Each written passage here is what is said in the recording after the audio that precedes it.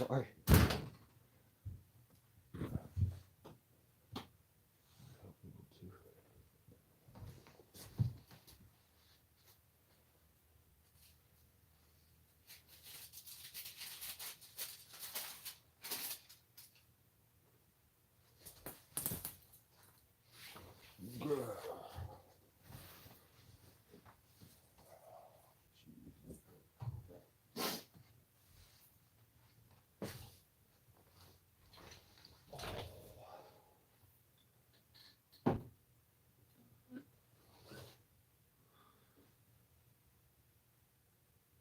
I'm so pretending that I feel good. I feel like crap. What's going on, guys? Oh, I'll get into it. I'll do. Well, first I want to thank my members. Always, you guys rock. This would be something tonight that I would normally put on my memberships because it's more like teachy, helpy, kind of like that deeper information. But okay, so there's some new viewers that are over. I seem like my live feeds do better. So instead of my channel always being nothing of negativity, like I don't want it to just be negative. Some people take the guy with the badge as negative and being mean. It's all in good fun, but I figure I would counterbalance that by doing something more positive. And also something after, okay, I've done this multiple times.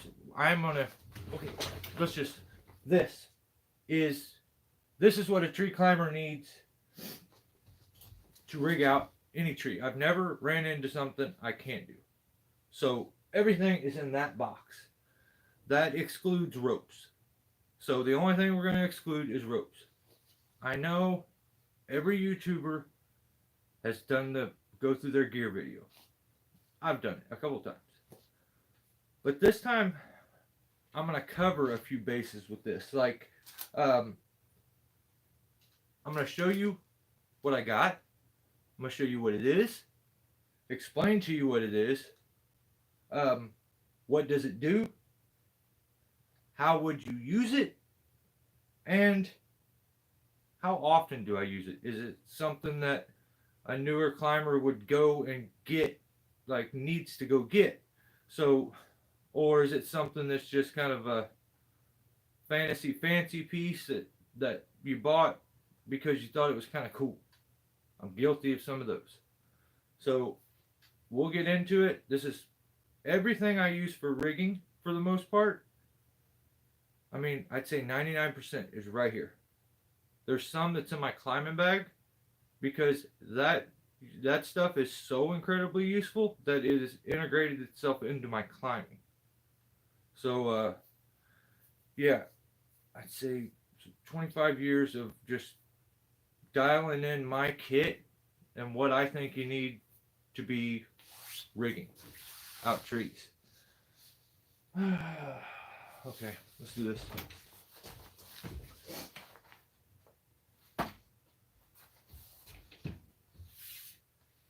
I'm gonna move you guys. Oh, what's going on, Greg?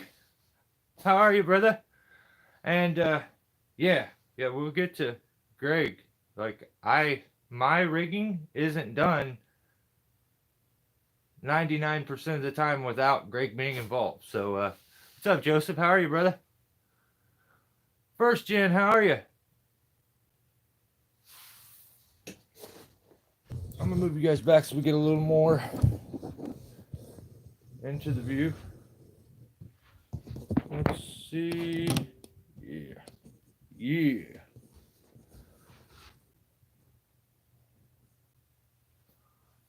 Oh, my OCD is getting hard right now. I can't handle that.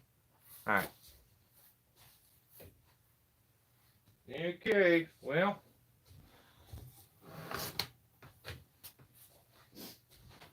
think I may be a little in the way if I sit like that, kind of taking up too much space, and I can kind of go back and forth with you guys.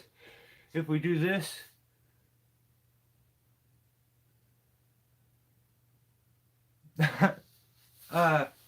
yeah, that short was a lot of fun to make. That was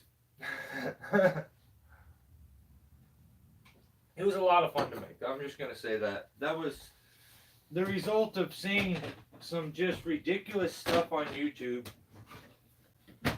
that I thought was almost comical. And then I'm like, if they just would have went a little further with their, like, I don't know. I don't know. I don't want to get too into it, but I took a little metal and wood. I took a little woodroy. I kind of put it together. But the funny thing is, the video that I made, that short, I had watched another video that inspired it, and the title of it inspired it. And then when I went back, the thumbnail and title had been changed after I made my video, and I'm like, oh, okay.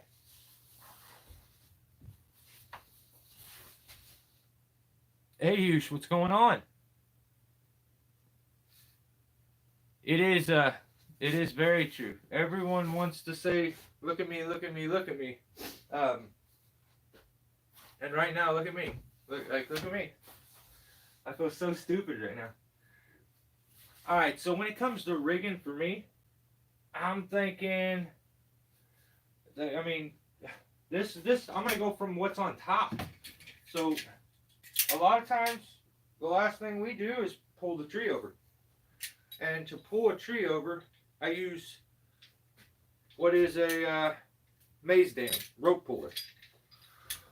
Let me move this thing because I think it's blocking a little bit of the lighting right for you guys. That's how we'll do our demonstration. Yeah, maze dam rope puller. So it's so nice for pulling over trees. It's meant for a 1/2 inch 3-strand rope. I don't actually use 3-strand rope. I use a 12-strand, and I have to use a hand ascender because there is points where it'll slip. So I'd say if you're going to use this thing, you might as well just go ahead and get yourself the right rope to use. Because I've actually, if I'm being honest, in 25, 20 plus, like whatever, a long time of doing this, I don't think I've ever used an actual 3-strand rope in a maze dam pull like it was meant for. But before, we would have that slippage, and then later on, as I obtained like climbing gear, I started to realize like a hand ascender is perfect for that. You can get leverage on the exiting rope, and you can lock it off so that it can't slip. So, how am I going to do this one? Because I didn't think about doing the maze dam. We could do. I keep looking up at that because I feel like I could use that. Let's do that. Usually with this maze dam,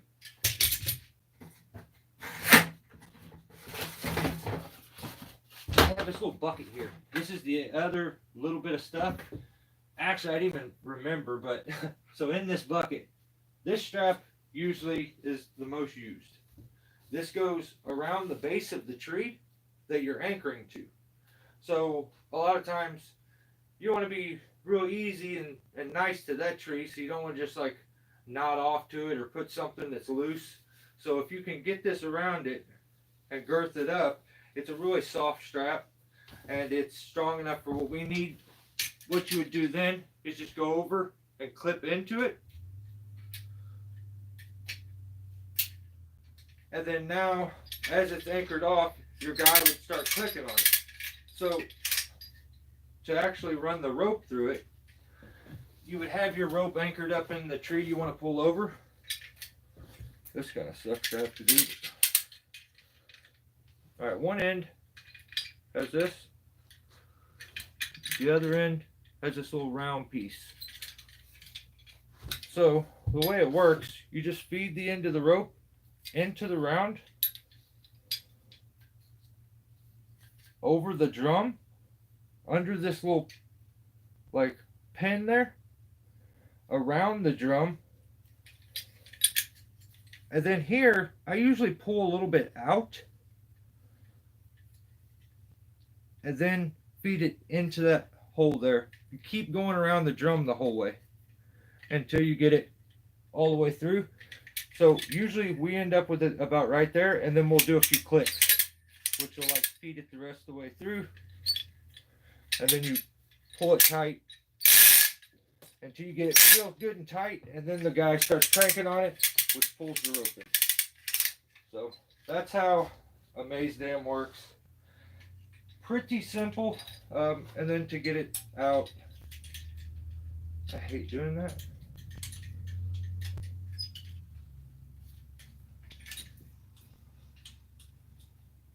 So anybody that's had a maze dam, the only thing I've ever really had go out is the teeth will break sometimes. If you go too much, these little teeth. And then this thing right here. Guys, what that is that locks this piece out so that you can one hand hold this one and then pull the rope back out. Take both locks off. But I try to avoid using that, so I just go with my palm on it and then my finger on that clip. But I have kind of big hands. Usually when I try to show guys that, they're like, my hand, that doesn't work. So, yeah.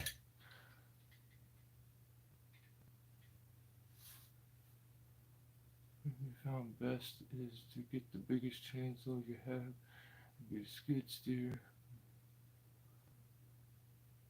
Yeah, I've found there's just no way for me, for the price that these are.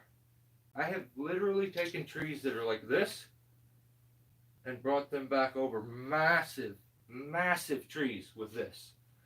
I have pulled bobcats out of sinkholes where they were down in a sinkhole, and I put a pulley up in a tree and used this, and we crawled that bobcat out of that sinkhole. So, yeah, it's very cost effective too. I have two other ones right back here that I'm working with and working on, and as you can see on this one, see the lever? It broke. So I took a hacksaw blade and cut it into shape, and I used that for a while. But yeah.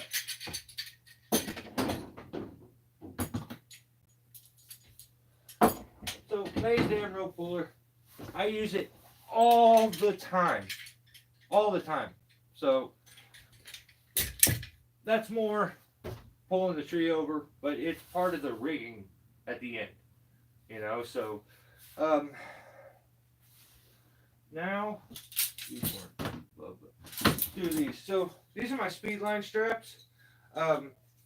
This is funny that there's only 3 because, and they're all 3 different, because all on my climbing bag I have 5, and I keep 5 of them on there because I use them non-stop when I'm climbing. I don't want to get them out of here, so I keep 5 of them there. Altogether I have like 8. I prefer this clip. It's a big S-beaner. I got it from, I think I got it from like Lowe's or something. But it's really nice to carry, handle, and you can clip it in, put all your straps in, and then take it and clip it over a branch, like by you, and have it sitting there, and you can work all your stuff, and it clips onto wherever too, to get it up out of your way. I guess technically you could save a bunch of space and take these up here and like clip them on, but yeah, I've never done that. So. Yeah, that big S-beaner, it wasn't that expensive either. I think it's got a name on it. Night Eyes S-beaner. Night Eyes. Okay. Well, speedline straps. Speedline straps, I use them for redirects when I do SRT, which is I will just throw it over a branch, loop it through, take my climb line, put it through this, and clip in, and now I'm anchored here. I also can, yeah, that's the way I use them. I wouldn't say that they're meant for anything else, but um, I also use these in my actual rigging. I have one that's got a big rigging beater on it, and I set all my rigging up, and at the end of my rope, I put a loop, a termination loop, to where I just tie like an alpine butterfly or a circus knot in the end of my rigging rope, and then every branch I just throw a strap around, clip, and then clip it to that loop.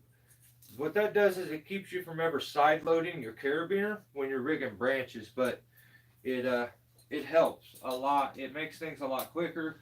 The guy on the ground doesn't have to untie any knot. He just has to, when the rigging rope comes down to him, he just has to grab it, unclip it off that loop, take it off, and clip it back on. And then he sends it up, you take it, throw it around, clip it on, clip it to that loop. The other benefit to that is if, well, I guess even with running pulleys or blocks, if your rope was to get loose, it doesn't go all the way out of the system. It gets stopped at the first false crotch, which is either a pulley or a ring.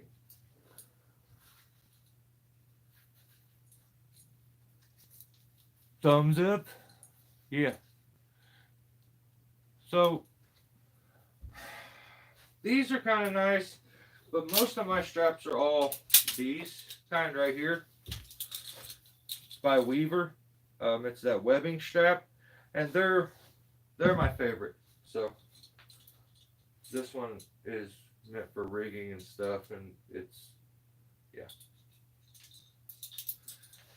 Now don't look at that. Stop! Don't look at that.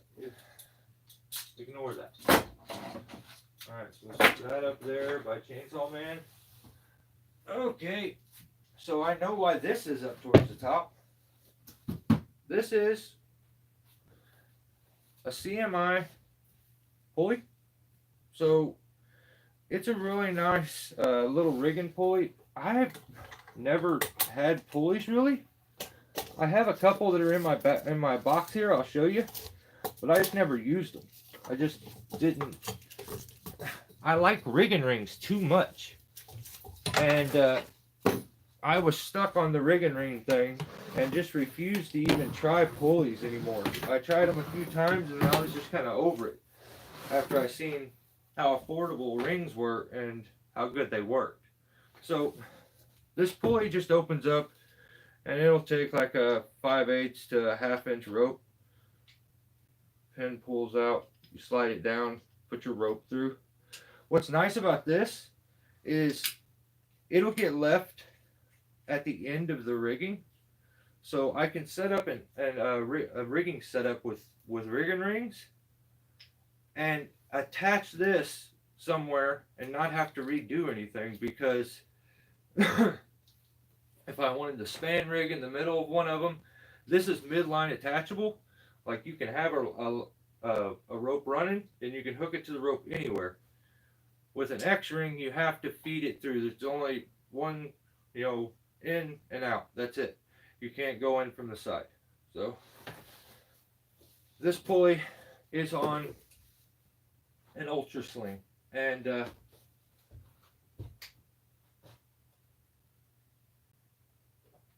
I never was really big into these until maybe a year or so ago. I got my first one, and I love it. I'll show you the difference between pretty much all the different kinds of slings, but we were using this last as a redirect. So we had our pulling rope set up into the tree.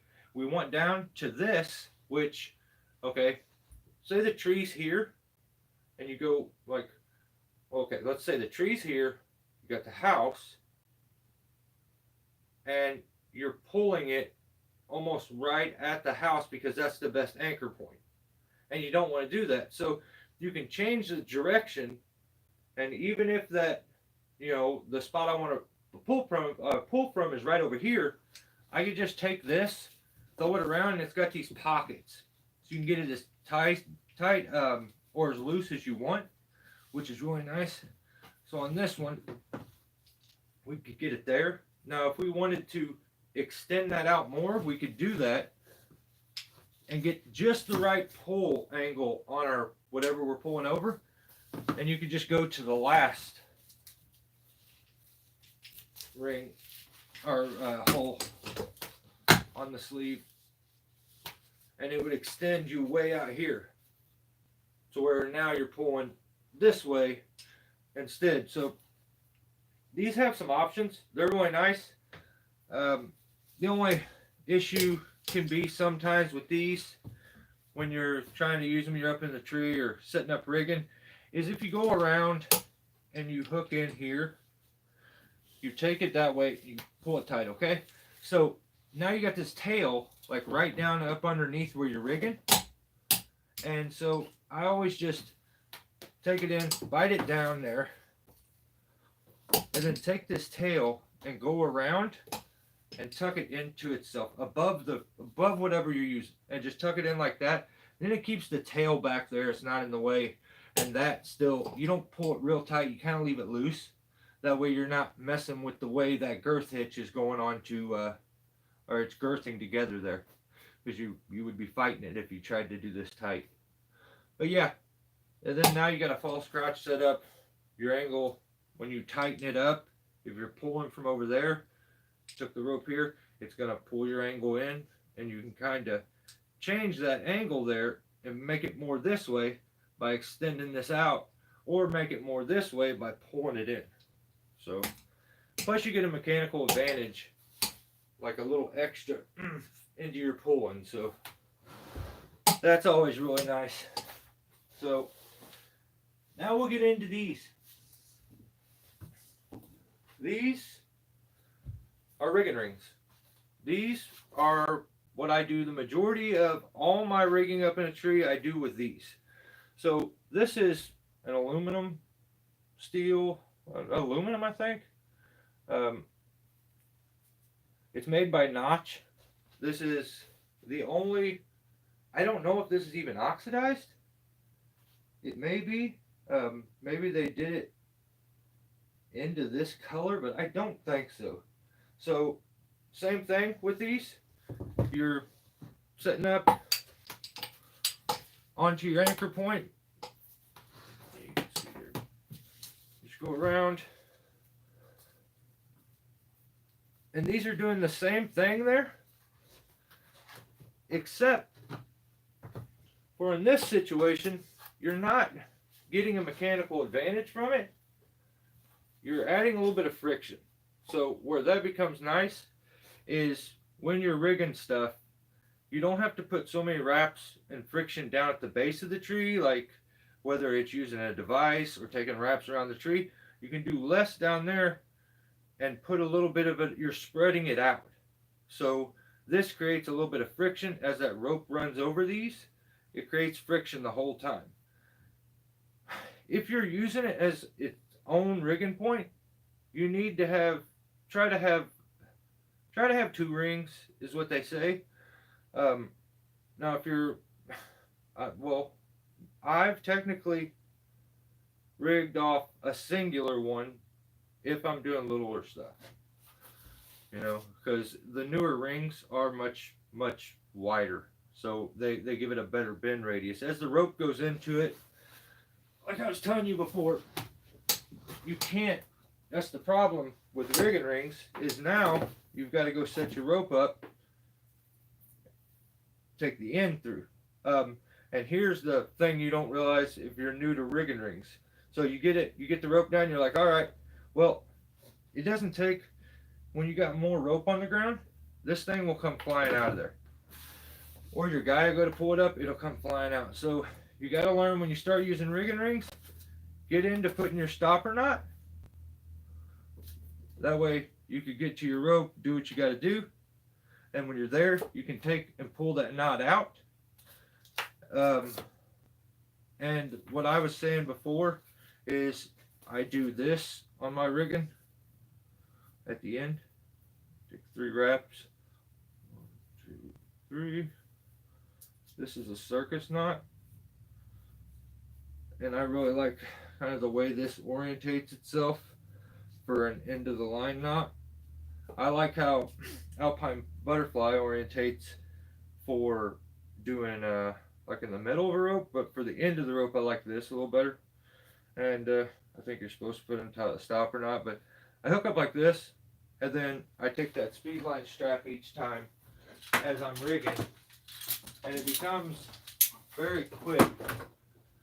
You just get to the spot, go around the limb, and then take and clip in. So now I have one that's screw locking, kind of like this, but this isn't strong enough.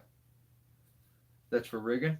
And I use the screw locking one just in case on the way down something can't bump it, open it up. Uh, you can also, when you got this set up and you're using that loop, you could, if you can reach it, put some extra ones on there. There's room. But with it hooked up like that, there's no chance of the carabiner getting the strap going over it and it being pulling on the gate or on the spine of it, like, or on the back there, like in a weird way. So that's how you can break a carabiner. So I try to use this. It's quick for me. It's easy for somebody on the ground. Throw that around the limb and clip on.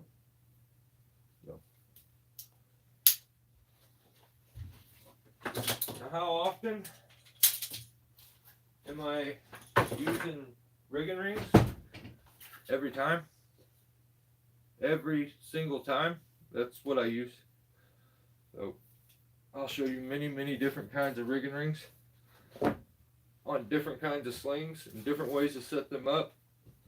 We'll just take our time getting to it. Okay, so that was a notch. I believe it's technically a large, so isn't it? Let's see.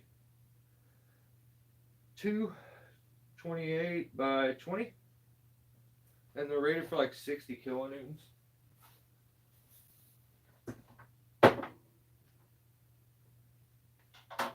Alright, I'm getting a little warm.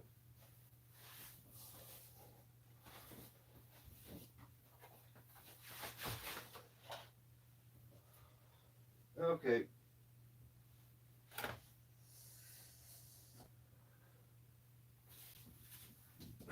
Next, I just showed you these, so this is another one. Except for, this is a Alaska rigging ring. It's black, it's been oxidized. I really like how durable the oxidation on these has been. I've been very impressed. So these are the ones that I got from Gap Arbor Supply. Exact same, except for they don't have Notch's name on them. They actually say USA. Alaska, USA. Unless that's just their name, so they can sucker an American. Same thing. X-ring on an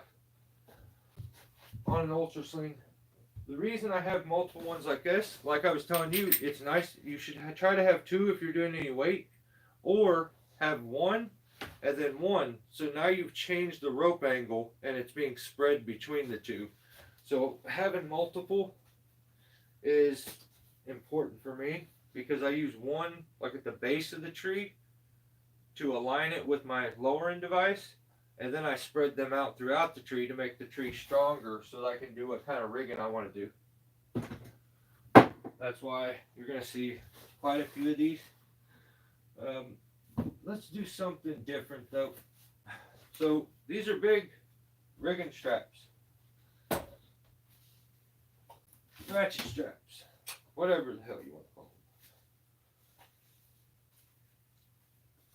I don't know why this one doesn't have a bungee around it, or a zip tie around it. Let me try to do this, because if I don't, it's going to end up all messed up. So I have quite a few of these, like 3 of them or so.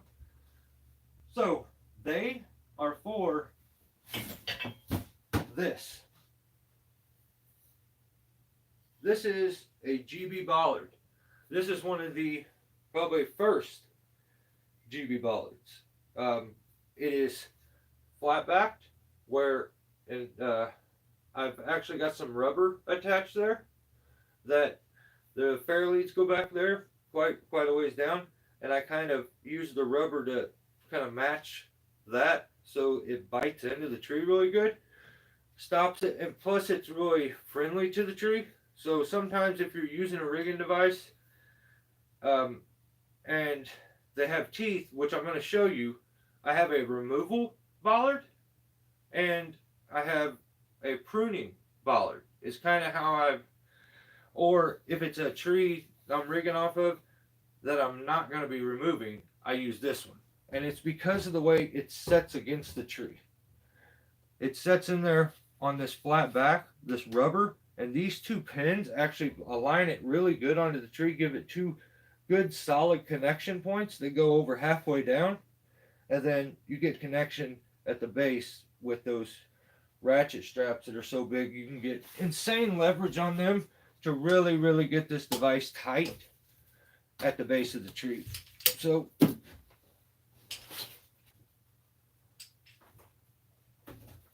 the way I do it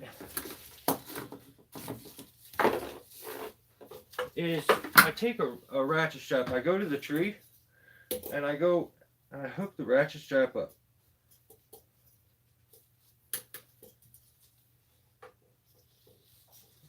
When I'm doing a ratchet strap, I try to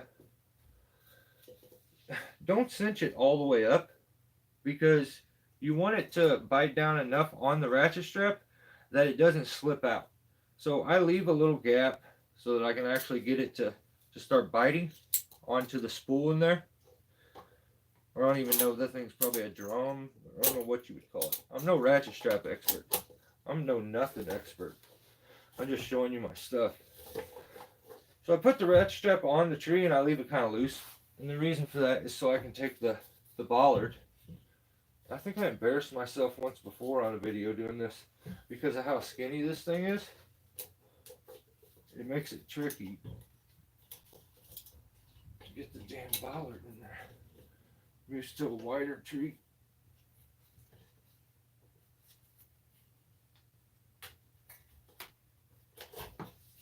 Stupid thing.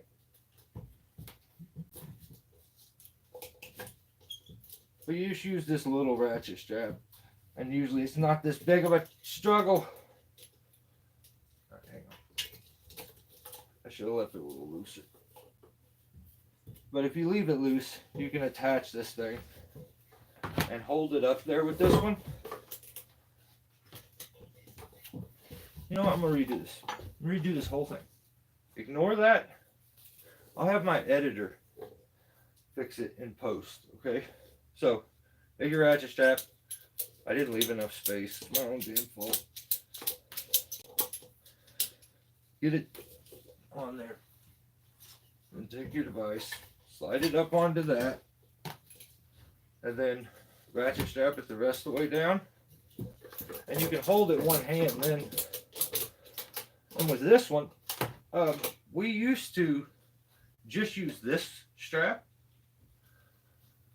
and hold it into place there, and then we would get one of these big yellow straps that has these hooks, and the hooks go right in back here and hook in there and go around.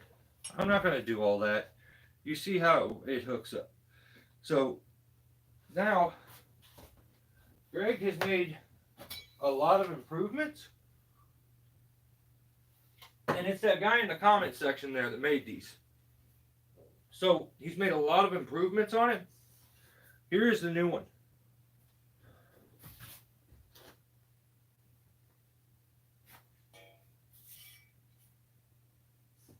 Greg can give you way more details, but so this one is a single pipe.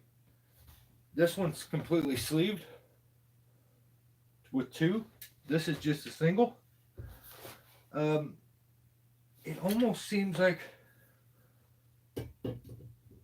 diameter's the same. Now, pins are much longer, which I really like because there's certain little tricks that you can do with them. I never even looked these together. Now, the fair lead is more open. It's more spread open. not as tight as this one was. But I think this may be a better idea for heavy weight because he spread those apart and put it in the seams there. So you can get a better connection. I like that. Okay, so this one is a removal one because of the teeth. So when you lock this one in, it really digs into the bark. And the reason you want it to dig into the bark is because you're going to drop a bunch of weight onto this with a rope, and it can pull it up the tree. With a lot of devices, that's a worry. But with this, geez, I keep picking it up.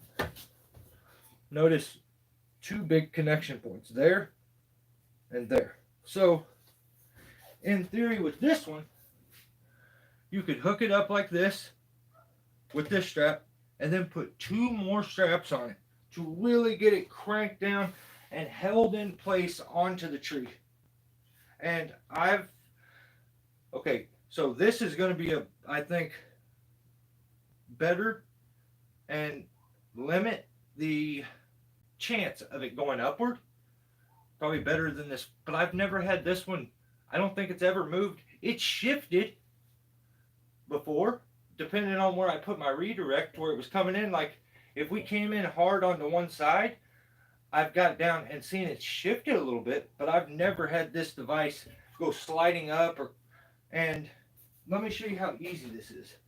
Now I'm going to show you a couple more devices as we go that are so hard to use. Is this, just imagine if you don't have a bunch of experience and you're new. Trying to explain this to somebody and trust that while you're up there on a branch and you're getting ready to cut it, that they don't hold it too tight and break the top of the tree out. So with this, all a guy or girl needs to know is, the rope's up in the tree. It comes down the tree to this. You just take the rope, choose which side you're going to go into. That's really the only decision other than how much friction that you make. So now if the rope's coming from over here, I want to go into this one. If it's going closer to you guys, I want to go into this one. And the reason for that, if you wrap it up, now if we drop weight into it, it's not going anywhere. Now look, if I would have it towards you guys and I hooked up over here, there's potential as it like slacks out and then tightens up that it could come out of there. And the only thing you'll have saving you is this fair lead back here or this pin back here. That's the only thing somebody needs to know. Figure out what direction the rope's coming in, from this way or from this way, and then go behind this back pin. That's it. So rope's coming down to me. I would go, if it's coming straight down, I can kind of choose, let's say it's a little more over here. And I do not feel the best. It goes in and you go behind the back pin, and then if it's just a small piece, that may be all I take. But you have to finish that wrap. I hate when I see somebody doing this. Don't do that. You can finish the wrap up here, but go to that pin. Like, there's no reason to not. So go to that pin, finish that. If you want to be over here so you don't have the friction of this pin, that's a little less friction. You can let that ride a little more. Now if you go out here, you've put this bend into the rope right here. So you've created a little more friction than if it was out here. That's it. So after, I think, a good practice as you're going up to test the tree out and everything, I take smaller stuff, and that kind of lets a guy get dialed in too on this. Like, okay, what's the weight like on that one or this one? But yeah, that's it. So if you need to lock this off, it's also really, really easy. You would get it super tight, and you can do all kinds of tricks with this. So with this setup, so I take, like, let's say I took that many wraps. Now you just take your finger, go in and around.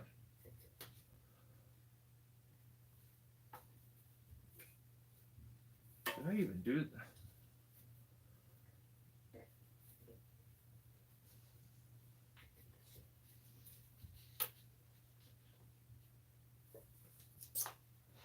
Lock it off.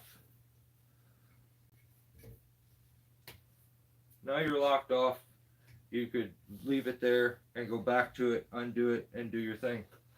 What gets cool with this is, well, I don't have a hand descender here, but with just like a hand descender and a pulley with this,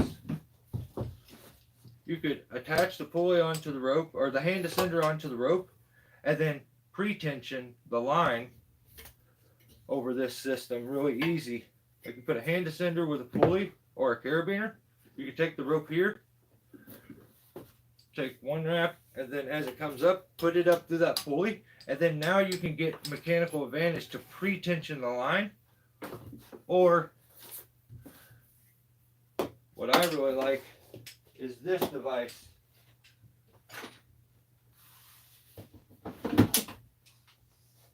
This is a CMI rope jack. So this thing's really cool because it can pull a tree over too if I needed it to. Its purpose is getting pulling power on a rope. So instead of buying a GRCS and spending thousands and thousands of dollars, much more affordable bollard. Much. Thank you, Greg. And then you set this thing up, and it's really neat how it works. So, how do I want to do this? This will work on this one. I won't use this strap, but I can remember sometimes I feel like a knucklehead using this thing. So you take this, and I think I may, for some reason, have just enough room. Yep. And the way this thing works is it's two hand descenders. I've seen this device, when this breaks, a guy takes if you look at this, it looks like an axe handle, and attaches these to an axe handle, and you can make one of these. You just need a left-handed hand descender and a right hand, or hang on, am I right? Is that? No, that's a left-handed one, and that's a right-handed one. Yeah. Yep. And then you just put them opposite, and what it does is it climbs up the rope. These come together, and then they pull the rope down, and then this one holds it while this one climbs, and then it pinches the rope, and then it pulls it down to this one. This one holds it while this one climbs up. Let me show you. So I could actually lift a limb with this setup pretty easy. So you get it set. Oh, well.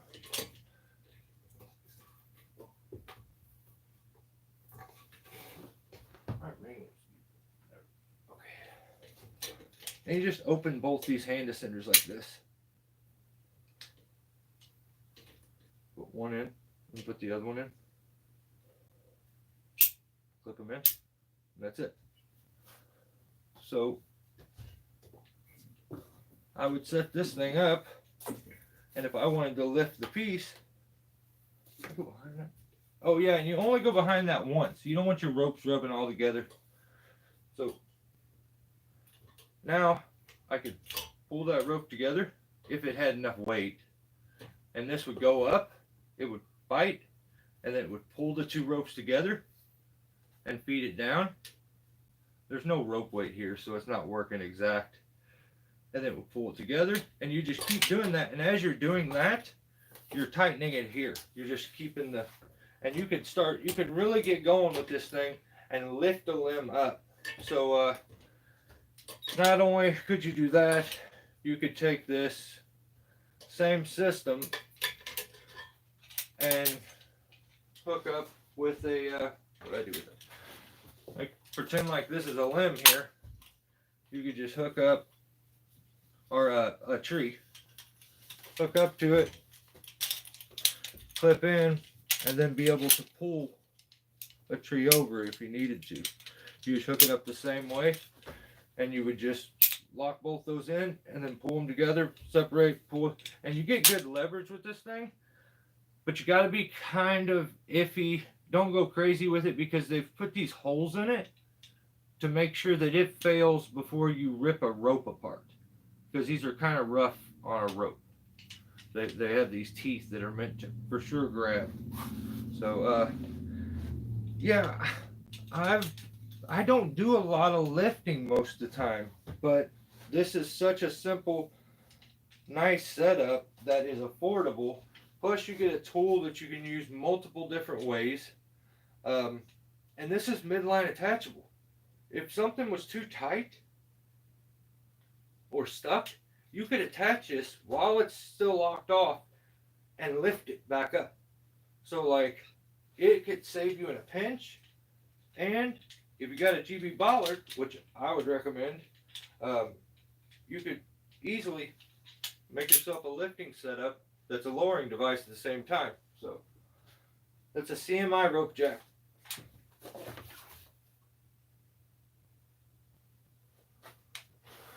What's up, Squirrely John, William, Peter, what's going on?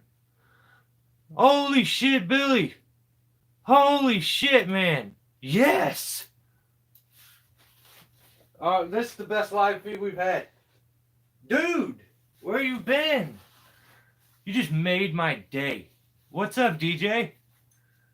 You just made my day. My mind is blown. You don't have to tell me where you've been. I'm just glad you're back, brother. Welcome back. Holy shit. That is sick. I feel like crap, but that made me feel way, way better, dude.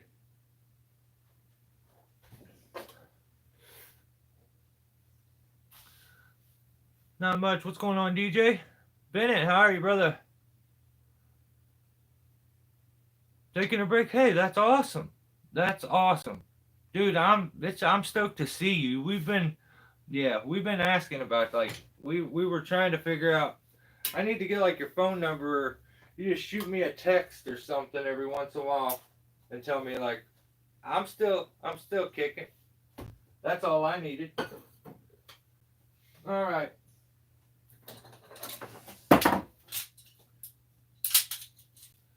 Okay, so where are we at now? So I've showed you this bollard. I would recommend it. I don't know if this style is made anymore, but I know that he probably could if you wanted it. This works great on removals. I used it, but maybe he found something that he doesn't like about it or that's wrong, or but normally if you're using something like this, you're removing the tree.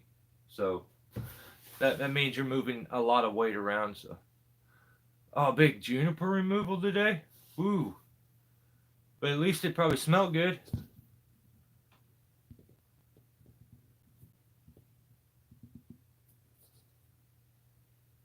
How did I get that on? There's a that's so crazy, brother. Let me show you. That took me because there was nobody that I couldn't figure it out, dude. So if you look, DJ, you take off. What strap did I take off? So you have to take the straps off here, these, and get this ring off. And then, if you've ever seen the way I show you how can I? I got to do this for you. I got to figure out some way to emulate that ring. Okay, I got you. Hang on. Because that bugged me forever, man. Like, forever. So, please tell me that this. Okay. So, here's the ring at the end. It's got your thing onto it. Well, it's only girth hitched on there. You just need to know this technique. This is how you girth hitch something on. Put it through the hole. Oh, come on. This is a little too tight.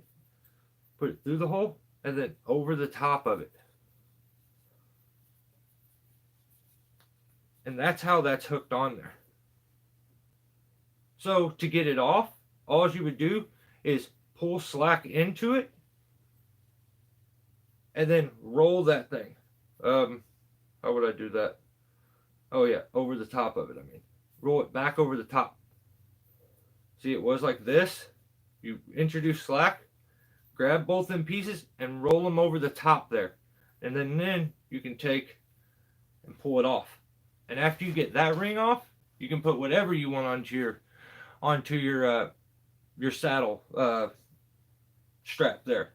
Those are my favorite. What are my favorite anchor points, tethers? Like they call it the bomb proof.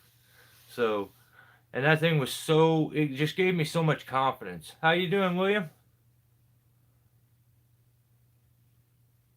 Some grinder did not want to grind there. Alright. No problem. Yeah, as long as you know that little trick, it's really nice. So since we're doing that one, I want to I got some really wild stuff in here for you guys too. It's kind of fun. So let's do this thing. This is a porter wrap. This is a homemade porter wrap that is enormous, made out of solid steel, that an old man welded for me in a fabrication shop. If you notice, that lead's been ran over. It's like all cockeyed. It goes to the side. It's got some wobble to it, but yeah, if you look, I don't even know if you could see all the. Yeah, you see the pins all in it. I think it's been ran over. And it's enormous. Look, the ballards are big. Look how big this thing is. But it's homemade.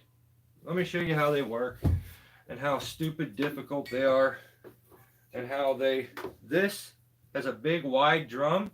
So as you take wraps, there's enough room for it not to continue to coil itself. And when that happens, you get a bunch of these coils back here.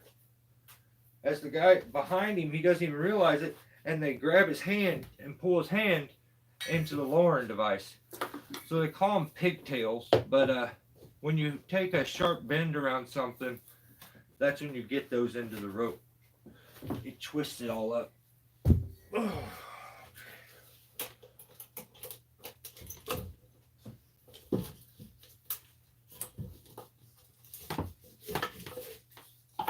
Of course, you're all easy to do now after I embarrassed myself on the internet. Jerk.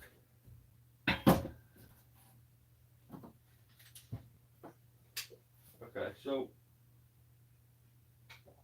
when I use that thing, I just actually I'll use what I used to use. I don't even know if I have anything on this right now. I hope not.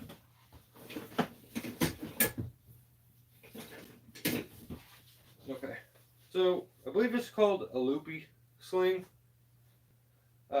It's adjustable. You can adjust this side of it, and this is the anchor side. So I can make this loop smaller if I want by just pulling on that. Now it's much smaller. The way these work, same technique as I was just showing you with that ring, is how this thing would work. So with a porter wrap, there's an end that's got a flat spot, and then you got the rounded side with the bend. This is the anchor side. So you anchor it, you can just take it there, go over the whole thing instead of running all the rope through. So after you get it anchored onto there, then you wrap it around the tree. Now here's the problem with this kind of setup. Unless you wanted to sit there and take the time to do it, you're going to get a bunch of slack in it.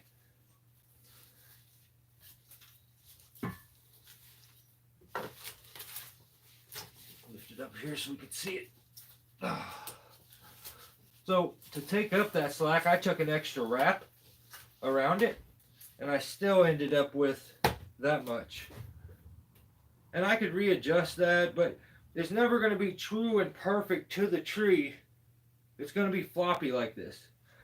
So what you end up having to do when you get a device that's kind of floppy like that is the guy's always being forced to lift it up, hold it up, and while he's tightening the rope, that way if he puts it in like this, when the weight drops into the system, this thing goes slam up into the tree and bad things happen.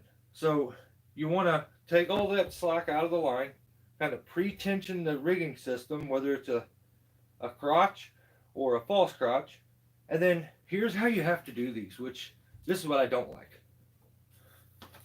So you gotta take this, take a loop of rope, put it in, run it back behind this fair lead, and then this is where guys get it wrong every time. They come out of there and they go this way, which puts this pinch in there, and that's such a tight little area there that it could totally lock the rope off. So the way it's supposed to go is whatever way you start wrapping, you need to continue. So it goes in to there, and you start doing this. So then you would have to sit there and pull up on this and pull with both hands, and it's floppy. Like there's just too much junk to have to worry about. And if he sets this up wrong, I see guys doing silly shit like going and hooking it up like behind it like that and then over the top of these, or I don't even know. I've seen some stupid stuff. That is not how this is supposed to be done. But it's too complicated to tell a guy, hey, take a bite of rope, especially if he doesn't know anything like this. Take a bite of rope, run it through this loop right here, then feed it over the top, put it back behind that pin. Then as you come back in, start to continue. It's too convoluted. Like it's just too much. After you gain experience and you've done that, okay, yeah, you probably get it figured out. But it's just not. And plus, if you look, this is probably about the average size. It looks skinnier because of how long it is. Believe me, I know how that effect works. But so that's about the size of every bollard. I took the size of it, and that's what I went off of. He just made it longer for me. It should probably only be about that long. But we got an extra. You know, you're dealing with a white guy. You tell me I can have 4 extra inches on it, and I'm like, hook it up. So yeah, I don't know. We're being serious. No jokes today. All right.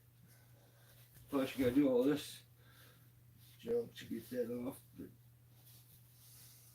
yeah, that's a loopy sling, and we'll be using that again here in a second on a couple devices.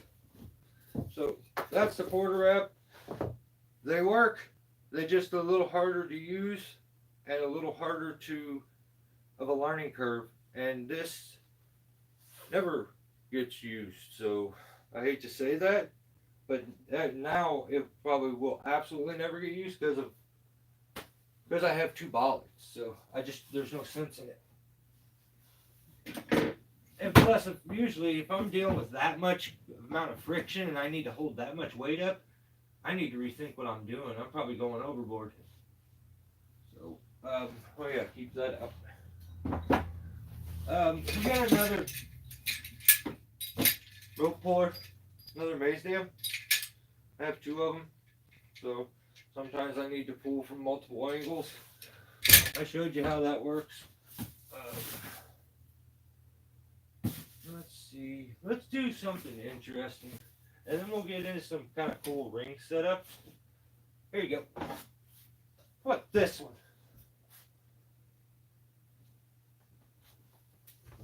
What's this weird thing? Square. That's not round. What up, ground pounder? Let's get these 2 pins. In Ohio.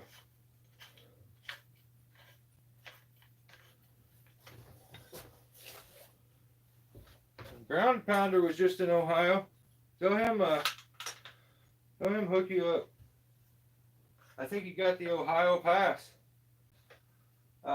So this is a friction device that can be used at the base of the tree or up in the canopy. So, and the climber can actually like do his own rigging, or you can just let the ground guy do the job. So the way it works, when I use it a lot of times, I use it on something like this. And what I would do is, you find the adjustable side, which this is the anchor side. There's the adjustable side. And I would open this up, which is nice. This is midline attachable. Open it up, put that onto that, feed that back into there, go ahead and close it down, and then I can take and adjust that out so that I can make sure I'm getting like better connection on it. If I needed to let it out at any point, I could though. So what's nice about this, look how this feeds down. As it's all said and done, I kind of milk the rope down a little bit, then back out, and look at the connection you get. Really, really good connection. So that when you're opening this up, it's not potentially wanting to fall out and everything. So with this, we'll do that same setup and take 2 wraps.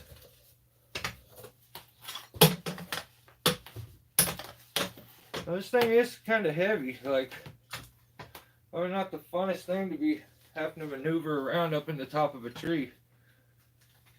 But I thought it was kind of cool. I've used it. It's been really nice to use before, but I need to put a little more into it. But you can get this pretty dialed in if you want to. I just don't know if I want to spend all the time doing that. But I did just spend all the time. Why don't we just leave it loose? You would just hook it around. Get out a little bit there.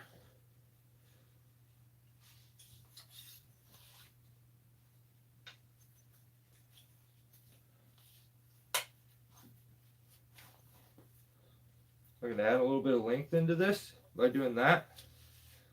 And then get this to bite down totally. It's just, we'll see. I may have to watch it as I'm like taking the rope out and refeeding it each time. So the problem sometimes with these whoopee slings like this is you got to deal with that tail. And just, I'll show you the same way that I did it before. So it goes through the loop, and you got the tail. You can do whatever you want with it. A lot of times I'll just take it, put it around that device to take away that slack, and go back around, and go around the device again, and then back up through here. And you just keep feeding it through itself over and over and over around until you get rid of the rope. Or a lot of times I'll just feed it to the back, and then after I get it to the back, this isn't actually holding any of the weight, so it's not like I'm really concerned with it. I'll put a loop up through and then lock it off by putting it through. Now it's locked off. With this thing, you just open it and decide how many wraps do I want to take around this. Now, am I doing a lightweight piece? I would take the rope, and I wouldn't even need to do this. I could just feed it through the other way. But you can choose. If I'm doing one, I'll probably go right in the middle, because it doesn't shift the device, one side or the other that way. And you crank that back down. You want to try to not make that thing slamming into it if you can avoid it. We'll go through this way. And then down to whatever you're doing. Now, if I needed more friction, I would just move that to that outside ring, or outside of that pin there. Then I can take multiple wraps, up to 3. So I can take this, feed it through again. That's around the second. Then I can feed it through again, which goes around the third. Now what's nice about this is that pin those pins that are in there are going to keep your ropes from crossing up. It's going to keep them separated so you don't get inconsistent like friction. And with the square setup, you get a little more friction than you would on something round. It's got hard connection points that take a sharper bend.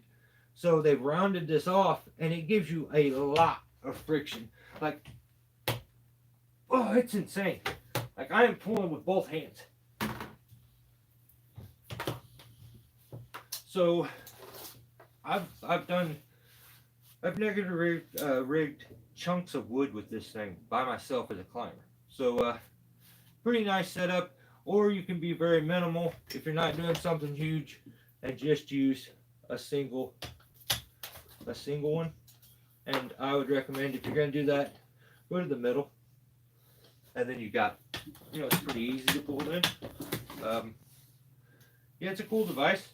You just, you have to go to it to change the friction though. So, like, if you're needing to, now think about that. If you just pulled down something though, here's the issue with this. You just drop down a 200, well, let's say a 350, 300 pound piece. It went down and it went pretty slow into this. Now, the issue is as you pull that back up, you now have to fight all that friction pulling it up too. Not as much because it doesn't have the weight on it, making it press and smash on those points, but you still got to deal with all that friction pulling the rope back up and resetting it. So something to think about. There's a rigging ring version of this, and you know me, I love rigging rings, and I have that too, so I'll show you that. But that's the aerial friction brake. You could use it on a deadeye sling if you wanted to. And I'll show you one of those first. That way we can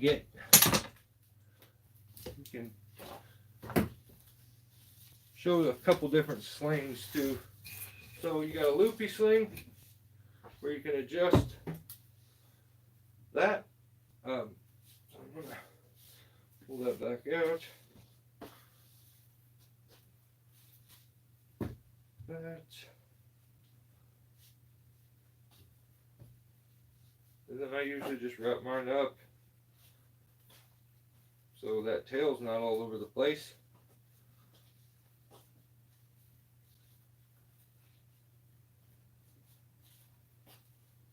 Move it over. There's a loopy sling. We got a deadeye sling right here. I'm surprised there isn't something on it. Now, this is a sling that would also work on this, with just a singular loop put into the end of it, and you would just clip it on onto that loop. So there's different ways you can set this up. You can take it around, and we'll set it up first. Go up and over, through. I'll go back around, back up, under both if I can, back through, and back around. And I'll keep doing that a bunch of times if I need, until finally I will, I'll start to just wrap it through itself to get it to bite down the rest of the way. And just keep wrapping it over and over and over.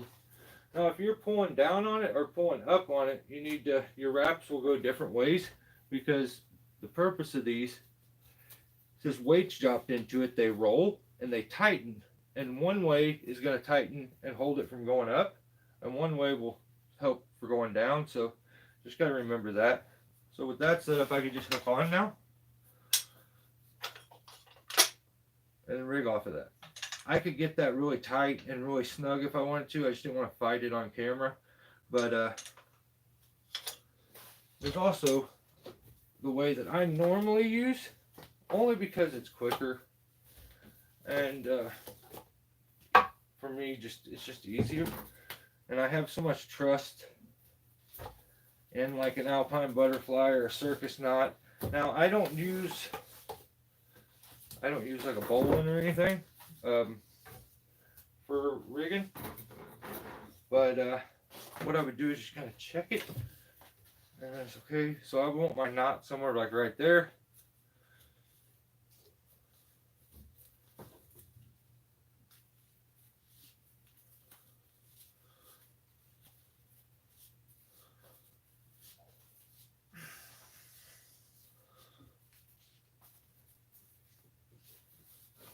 Alright, so there's my knot.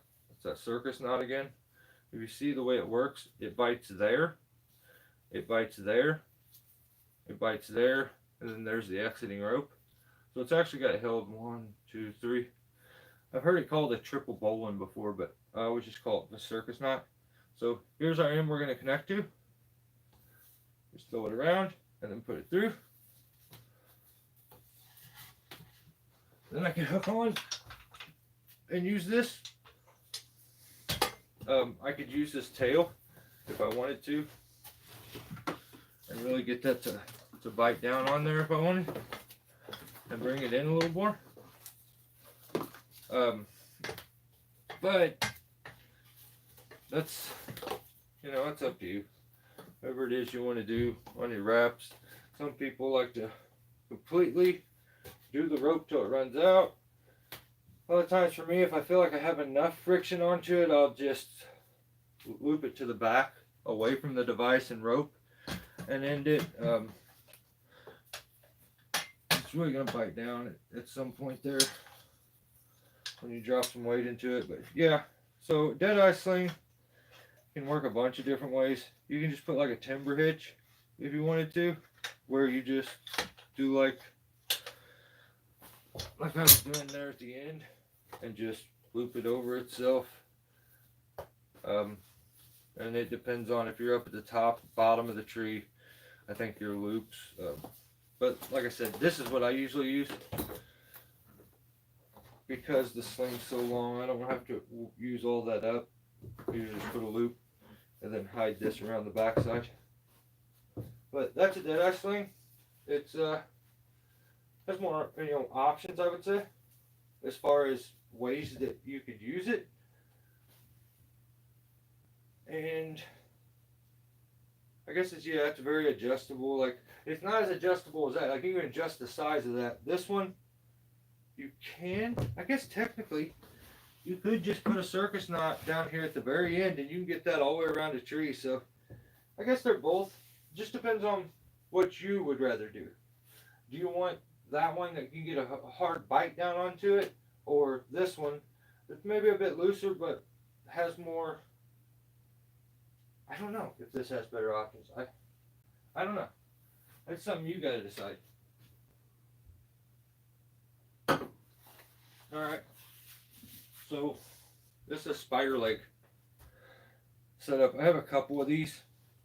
And here's another one. It's 10x. It's really good. 3/8, I believe, 10x. I have a little piece. I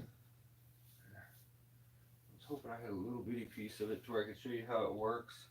I didn't have to unwrap a bunch, but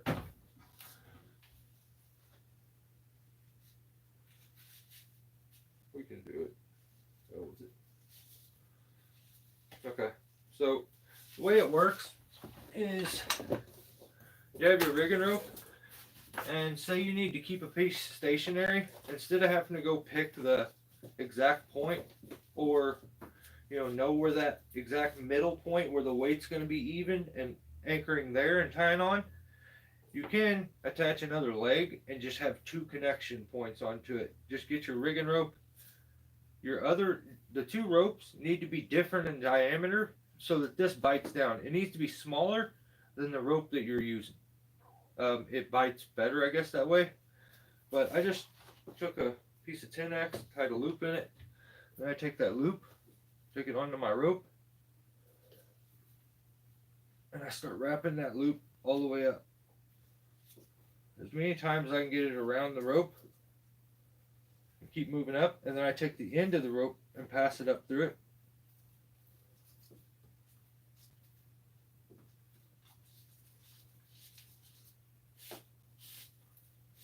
Then you need to dress it and stuff.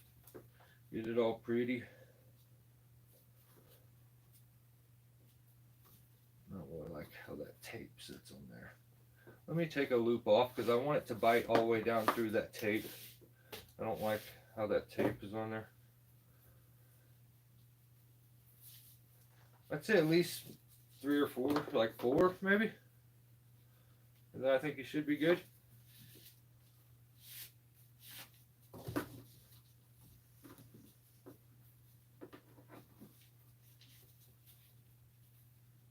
And then after you dress that out, you end up getting a French prusik, I think is what it's called, is the knot. I get that past that. So now what you got is that. And that's, I showed you the ugly side.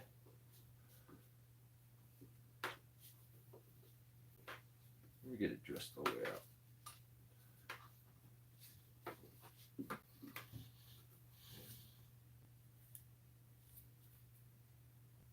There's the loop it's going through. So now you can go out there on the end, tie this piece on, okay? Then go back and tie this one to the anchor point, like the butt end where the main weight's at. Now you have it held out here, it won't tip. So you can move a piece and keep it stationary. You can adjust this, like if I wanted to have that end tight and then have the butt weight loose, the reason for that is as I cut it, I want this one to come up and this one to go down. So for this one to come up, this one has to go down. So you can use that trick while you're up over something. If you're worried about the tip going down and hitting, what you would do is just tighten this one tighter and have a little bit of slack in this one. And as you cut it, that butt weight dropping down forces this weight to come up. So it's really nice little setup you can do. Go and, I use like that same concept, but this is adjustable. Push it up the rope or down the rope. Yeah, so that's a spider leg. I have a couple different ones. I guess you could put multiple if you wanted to. Could get a little convoluted and crazy looking, but to each his own. Anybody here still? There's still a couple.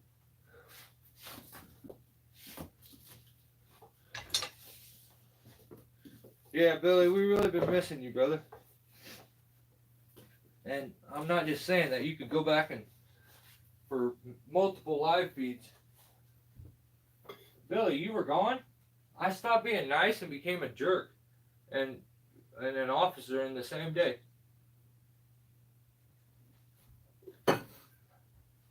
Seen a guy cut his thing off the other day too. Right out that window. Okay. So what was that? We did aerial friction brake. We just did a spider leg. What do we go with next? How about the rig and ring version of this? So I think this thing usually like puzzles a lot of tree climbers. They're like, what the hell is that?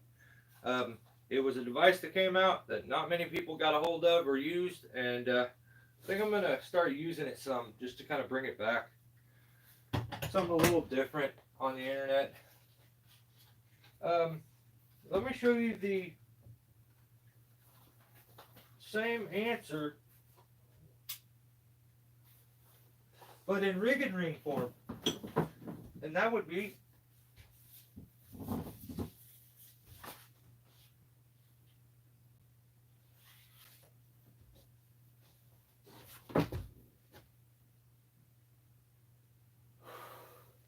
so that's a safe block.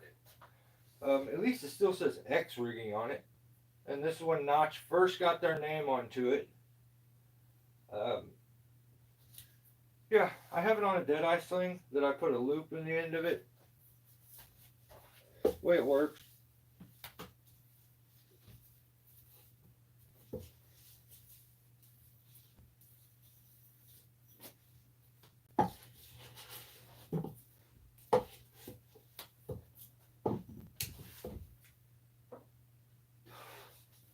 The way it works is it's pretty self-explanatory, I guess. I mean, it just runs through them holes. Now, I've always used it like this, through the top one and down through. And then when we go to set it up, you would stand it up to get some slack out of it. Then when it falls down, it's like this. But I have seen guys using it the other way, more like this, and then hooking up to stuff. The problem with that is when the rope comes down, I feel like it can rub. So I would say do it the other way. Do the top and choose how many holes. Now, if you just wanted to do one, I would probably stay at the bottom or stay at the top. You can get a little friction while it runs down these.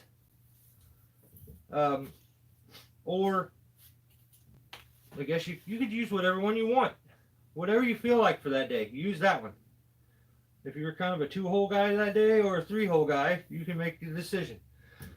I've seen some wild stuff with this. I seen my buddy Jaden one time. That's the guy that inspired me to do anything as far as social media or tree work.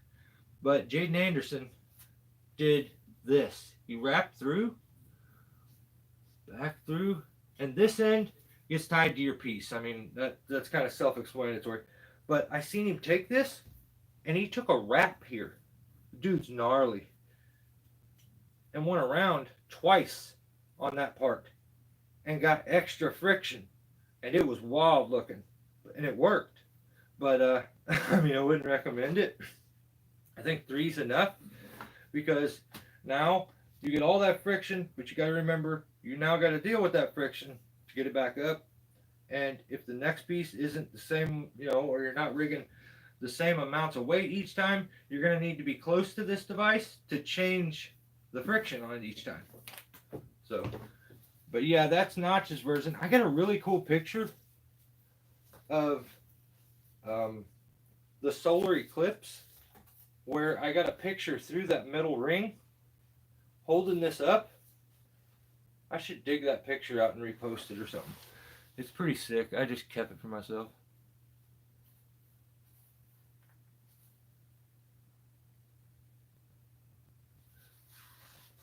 Ground Pounder, did you just realize Billy was here? Isn't it crazy? I've been waiting to see that name for so long. My mind just exploded and I'm like, what? Okay, so that is the safe block. Notch now sells it. I've heard there's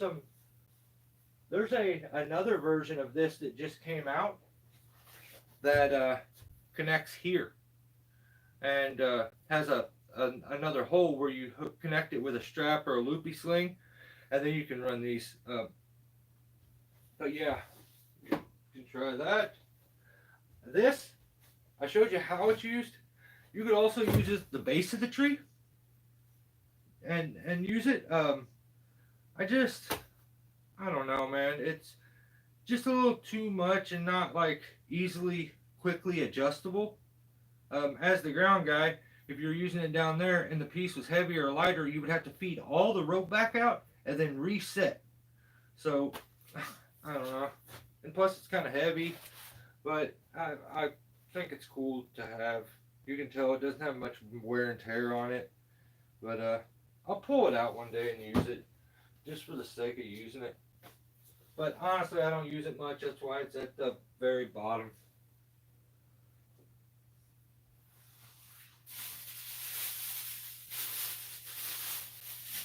There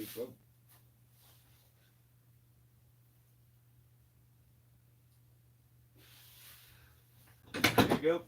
So here's one block that is in my bottom of my stuff. Just a big snatch block. It does not open, so that's kind of a pain in the ass. I don't really like that, but it does work as a redirect. You would do that same thing, use a strap around a tree, clip onto it. I don't trust these clips either, but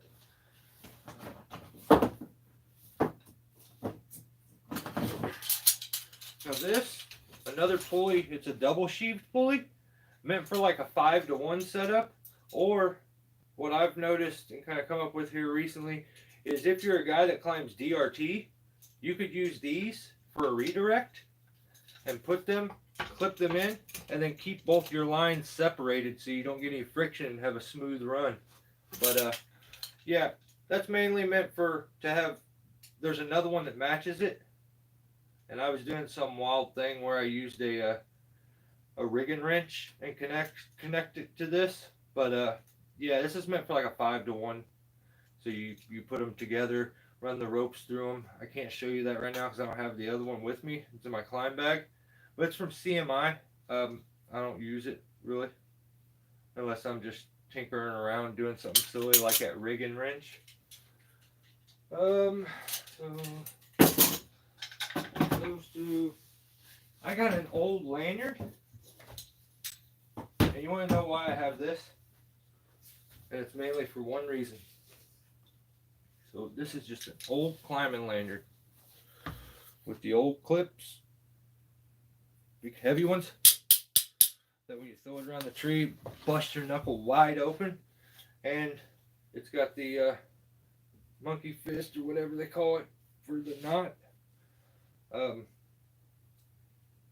Here's why I have this. Now, if you've ever had a rigging point a long ways away and you're at something and you're like, oh shoot, I don't want that to swing all the way back and start doing this crazy swing back and forth over a house or something.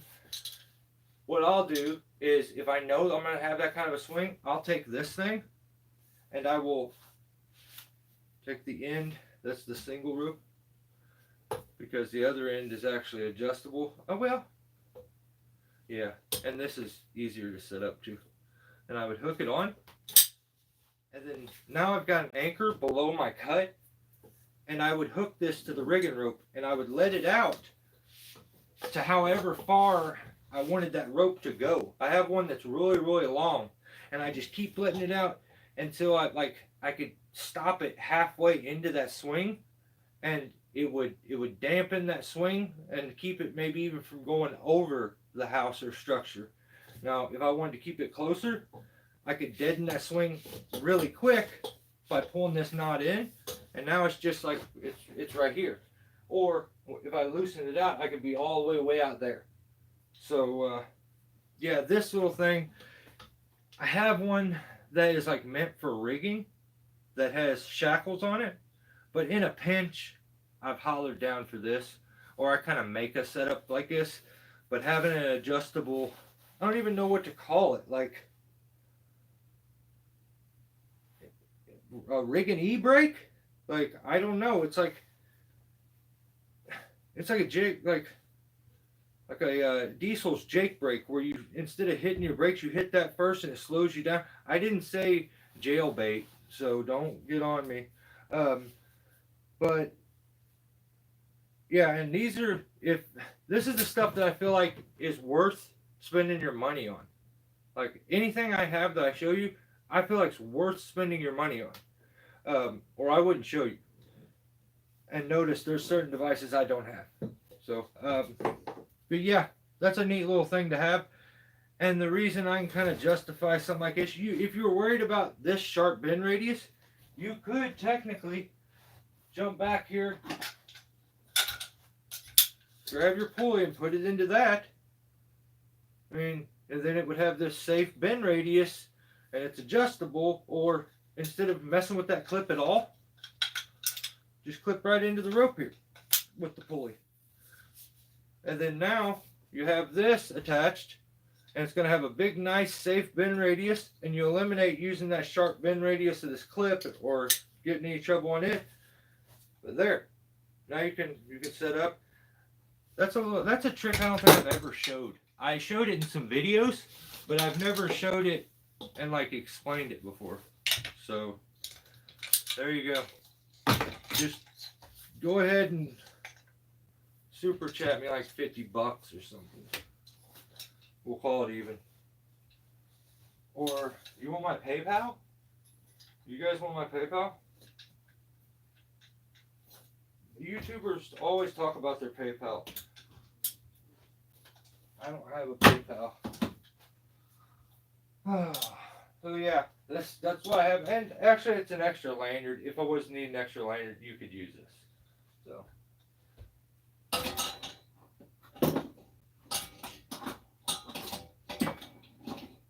I need to just.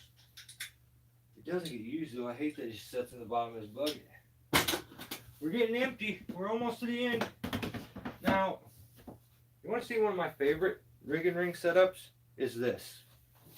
Now, this is a B string and a regular. Or, I guess, is that a large? Yeah. Does it say the size on it?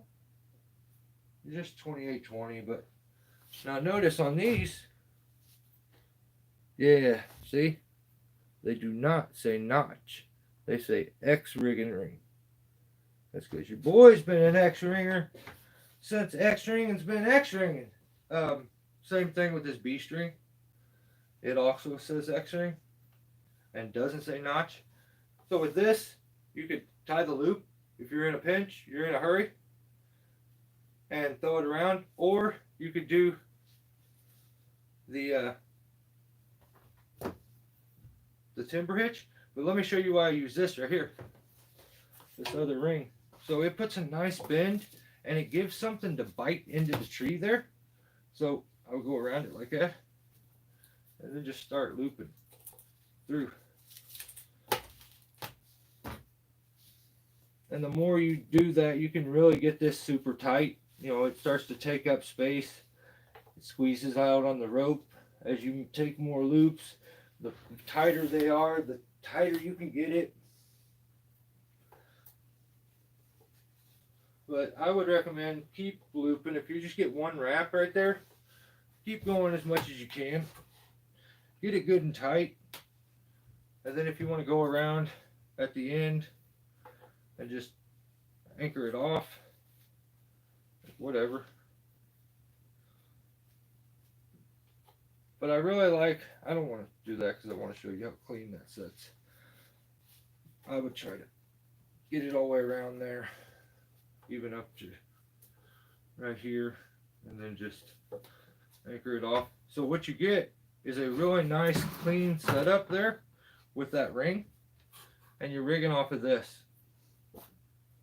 Now I've used this in some different ways. What I also like is you can take this. The reason I don't like the timber hitch because a lot of times I'm having to redo it and reset it. So what I'll do is I'll just tie a loop like I did before. You just take the rope off, and if I had to move down and I was on a total different diameter rope or part of the stem, I would just look real quick. There.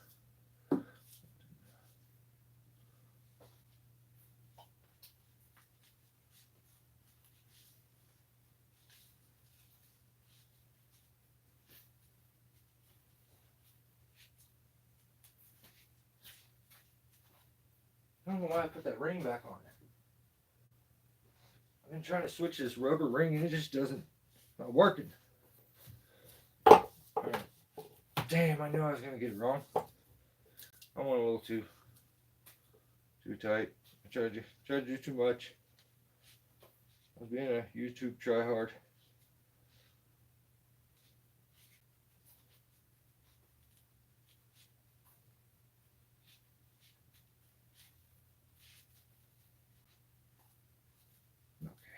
That should do it, I think. Yeah. Okay, so the way that works, you just put that loop through over the top of everything and then put it onto that rigging ring. And those channels help keep that together really nice. I like that. I would normally have that much tighter together. But you just run through that. It's really nice on your rope here too. But that's my favorite little setup. I like tinkering with that one. It's really nice and adjustable. And in a pinch, I could undo this really quick. Check this out. And be like, oh, well, shit, I'll turn this into a retrievable setup real quick. I could take that ring and then pull it off that. And then I would just hook it onto this loop here. And then I could go over a crotch and have a small ring and a big ring, and it's retrievable. I would just take this. I'll do it real quick.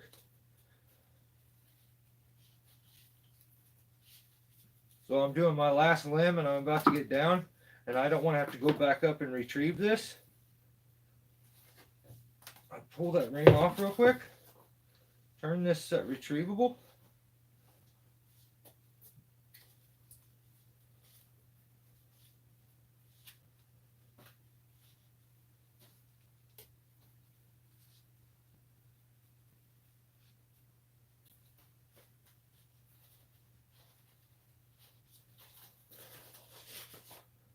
Get the ring into there. So now I got this. Hide this rope here so that it doesn't mess anything up. It's not going to be doing anything because it's only actually putting tension on the other part right there. So then I would throw it over the branch, pretend like this part right here is that. Throw it up over the branch. And I would feed my rope through the little one first, into the big one. Go down, I would rig. I would do what I gotta do and I'd go down. Then all I gotta do with this rope right here is put a knot in it, overhand knot. So gap, and then pull it out. It'll go through the big one and catch that little one. And this is biting really hard, but it pulls that system off, and you get it back down. That's why I have this little setup. That's why I leave it like that. It's so it's so useful and so easy to change. Like if I wanted, I could completely rig everything off of this B string in basket form too. So if I wanted a real wide perimeter or bend radius, I made this sling. It's just a dead-eye sling on a B string. Oh, I gotta stop it from sliding.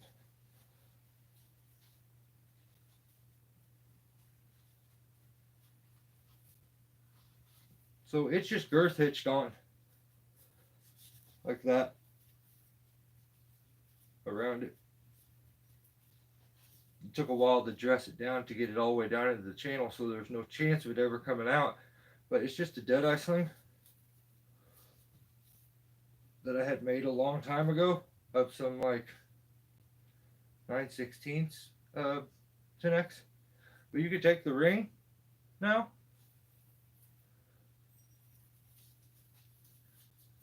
and rig basket. Hang on, what am I doing? Let's do like we did before. Through the ring, up over the top.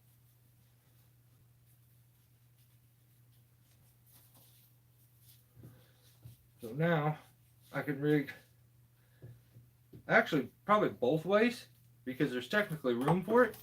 So I could set this thing up, and I could now, if I wanted to, I could rig through here like that. Or there's actually room there too that I could rig two rigging setups onto it if I wanted to. Share the, if you're worried about, you got two little ropes, you kind of share the load between the two little ropes. This kind of a setup. But yeah, it's just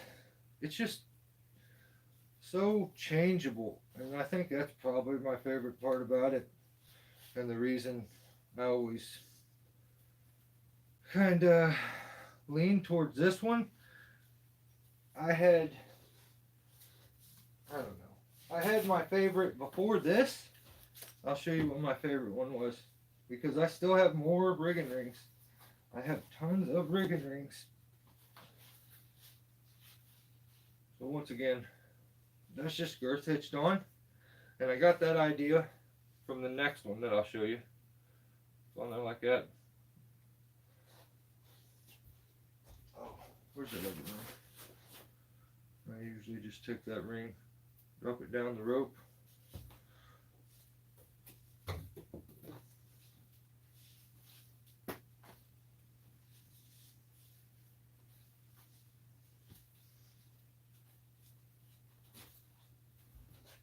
Okay. This used to be my favorite. Okay. This is a loopy sling. Let me get this. This is a loopy sling, which is adjustable. So, yeah, that end here is adjustable. However long I want to make it. This has those protective sleeves over it to help it a little bit. The same thing. That's girth hitched around, even with the sleeves. And this is a special kind of rigging ring. This is a dual rigging ring. It's made by Benrite Ring, and that's one solid piece of metal. So it gives you the best bend radius. It's really super wide, and you get all the friction that you would give from having multiple rings on a singular setup. So, but yeah, I just girth hitch it on, and that works because it goes into both channels and then bites down. They sent me the ring for free, and told me that they couldn't send me, here's the ring, but we cannot send you a sling because we're having troubles getting them over to the States for some reason or something. So I quickly came up with that idea, and then I think that's what they use now. So yeah, that idea went a long ways, I guess. Kind of cool. But yep, the Benrite ring on a oh no, so this whole time I've been calling them loopy slings. It says it's a whoopee sling. My bad, it's a 5/8. I can't ever tell between those two. Whoopee, loopy, who cares? Okay, more rings. There's another spider leg setup. That may be the one that I used earlier. Did I throw it back in there? Like, no. Why do I have 3 spider leg setups? That's kind of a little much. I don't even use a spider leg much. Okay. This is a another large X-rigging ring on a dead eye sling. I've showed you that before. I've showed you that already in this video, so I'm not going to show you that again. Now I just showed you how to make a retrievable rigging ring setup. You can also buy retrievable rigging ring setups. The reason it becomes retrievable is because the 2 rings are different sizes. You need a ring that will allow the knot to pass through, or whatever it is you're using, and one to catch it. So it's small enough to catch it, big enough for it to go through. This is an all gear one. I've had it for a long time. You throw it over a union or a crotch, and once again go through the little one into the big one. Then if you wanted to switch your rigging point, you could retrieve it and pull it over to you. If you just have the ground guy throw you like swing you the rope, then you can put a knot in it, pull it, retrieve it over to you, put it in a different part of the tree. It's also got the protective sleeve. These have worn out much faster than any of the other ones I've seen. And I don't think they're treated like the X rings and the Alaska rings are, or the notch isn't either. So they seem like these. That's like just, I don't even know if maybe it is oxidized. It's not very good if it is. But yeah, that's from All Gear. Oh, the beast setup. This is when the rigging gets big. I get this out. This was sent to me by Gap Arbor Supply. This is, I'm trying to think. I guess it probably says it right down here. So I'm reading the right info to you. This is a 5/8 double ring sling that is on a 15-foot long deadeye sling. This thing's really cool because what I can actually do is if I'm rigging off this spar and I'm maybe a little worried about it and I don't think it's strong enough, I can do something like this. I can set up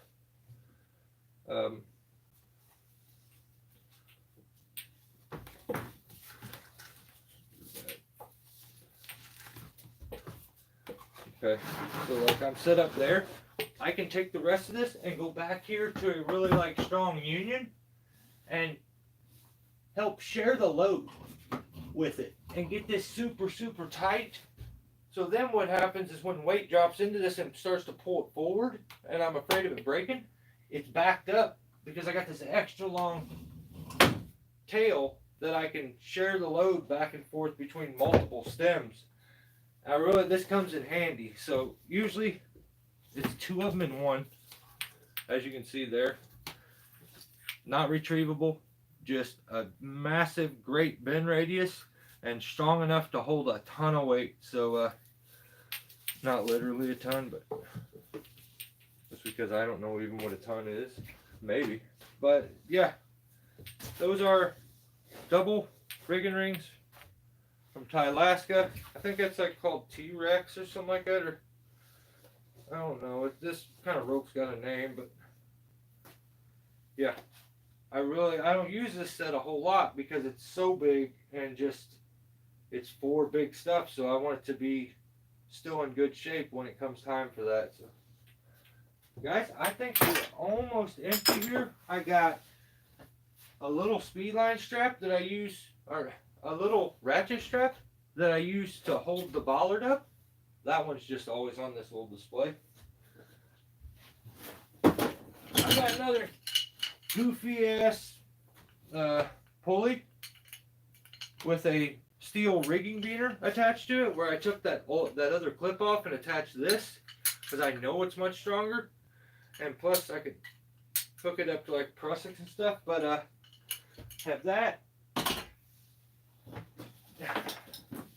I have this just for like an anchor point and like bucket work. Like if I see somebody, I was actually just gonna give it to them. It's got that breakaway safety thing, but yeah, it's just a lanyard, a stationary one. It's not adjustable, but it does have that breakaway like safety thing into it. But yeah, I just keep it in there just in case. It's called holy cow, this thing only cost $5.97 when it was bought. Well, I imagine it's probably past its date. So there's that.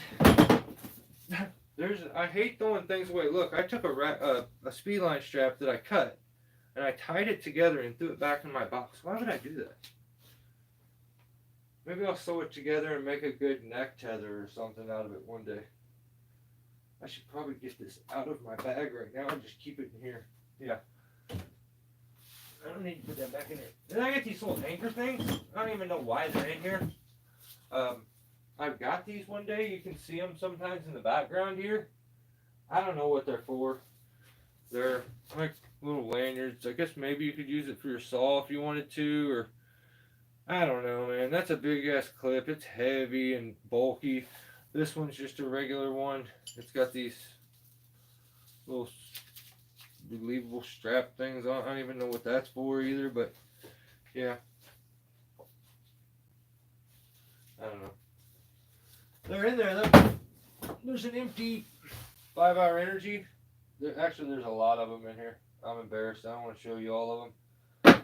But that's what I live off of. That and coffee. And then occasional Red Bull. Oh yeah, I have this little hatchet. It's like, that is a piece of paper. And it's got some extra string and stuff on it. I don't know why that's in there.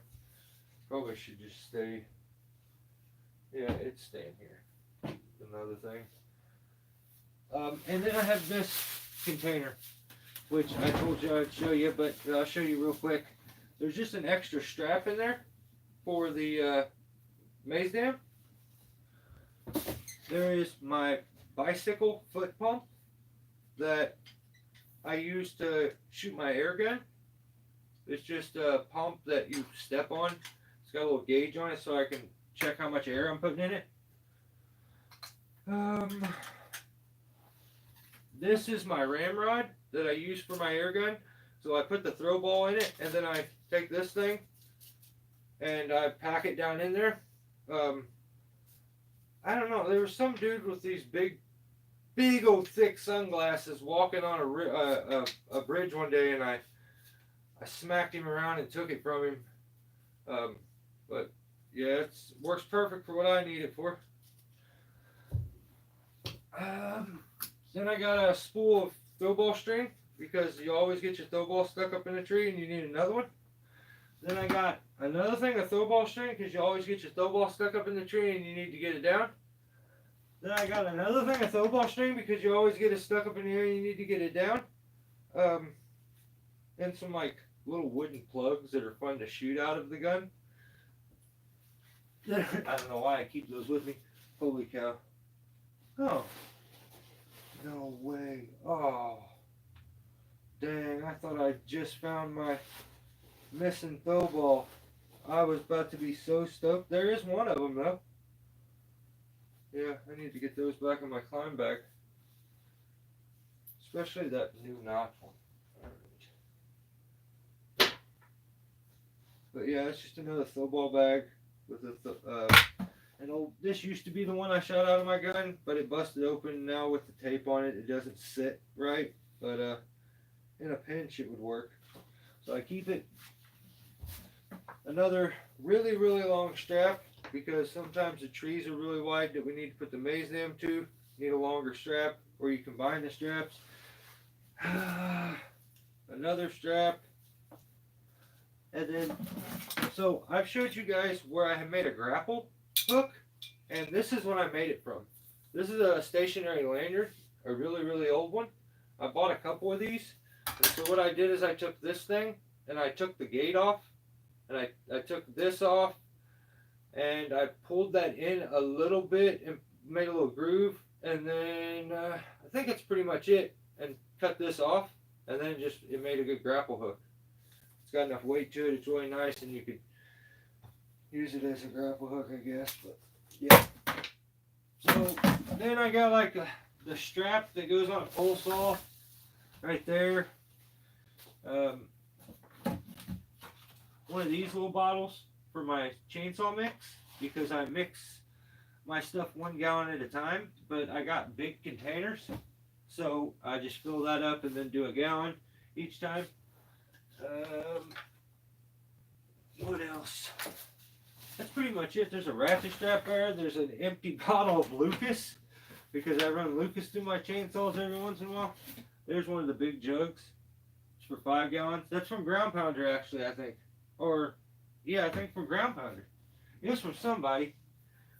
If it wasn't from Ground Pounder, he gets the credit anyway. Because I can't remember who it was. I think it's Ground Pounder.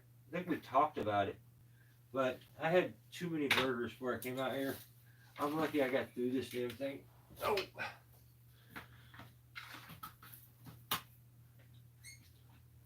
So usually what happens is when I take stuff out, it never fits. It looks like there's like twice as much stuff trying to go back in. I think I'm about to deal with that right now with everything. So I'm just going to do this bucket. I'm going to talk to you guys for a second. And then we're probably going to call it a day. Super chat me or go join my memberships because just do it. There's extra content on there and you get all the stuff ad free and early, and you guys are stingy and you don't care about this channel, so you don't join. That's rude. No, I'm just kidding. You don't have to join.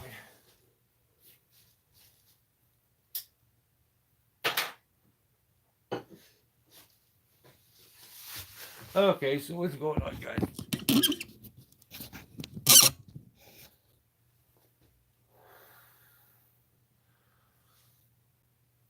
We ended up with a few likes. 70 people still here. I ain't ran you guys off yet? That's wild. You don't think I got anything else? I could start being a jerk like I normally do. No. We're going to end this one with me being nice. And kind. But I have... Officer Bourne told me to let everybody know, if you think you're getting away with it posting on Sundays and by Saturday I'll forget, never going to happen.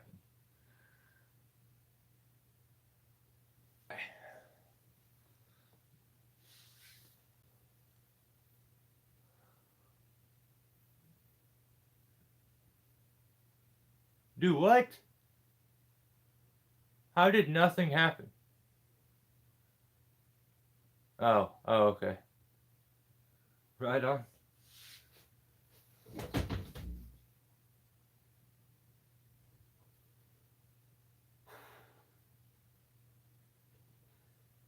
did I have this thing put out at? That's crazy. Where did my old ashtray go?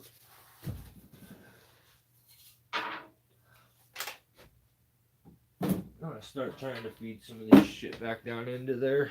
No, I have so much to pick up later. Anybody got any questions? Do you have any questions about any of that stuff? So what? Okay, as a new guy, if I was looking to start my rigging, I would get me a lowering device. If I had my choice, I would recommend you go with this. This is the GB Ballard from GB Fabrication. I'll give you the phone number right here.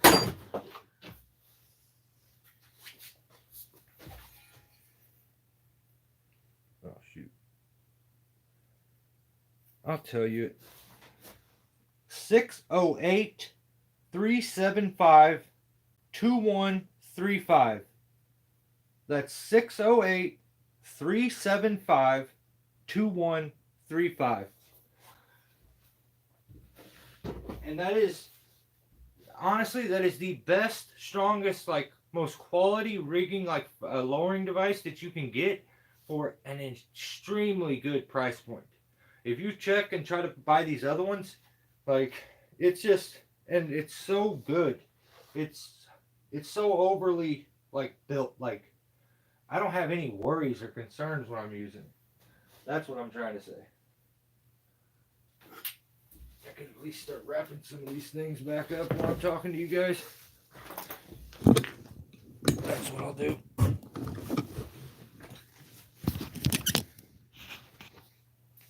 Oh, right on. Okay.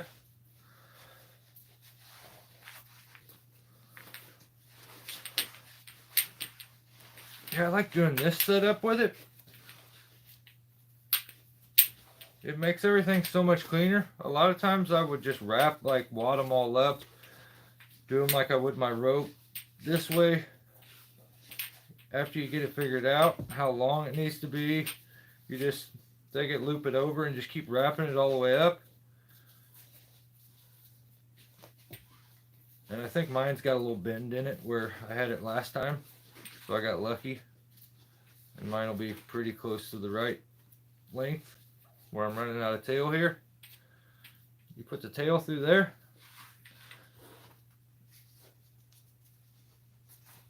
You come down here and grab it and bite down on that.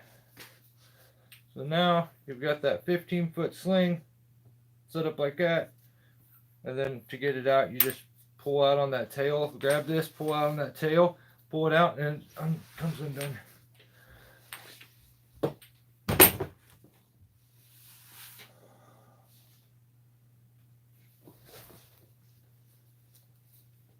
Preheat.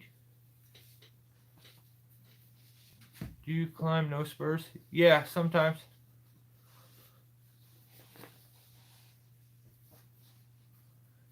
When I have to.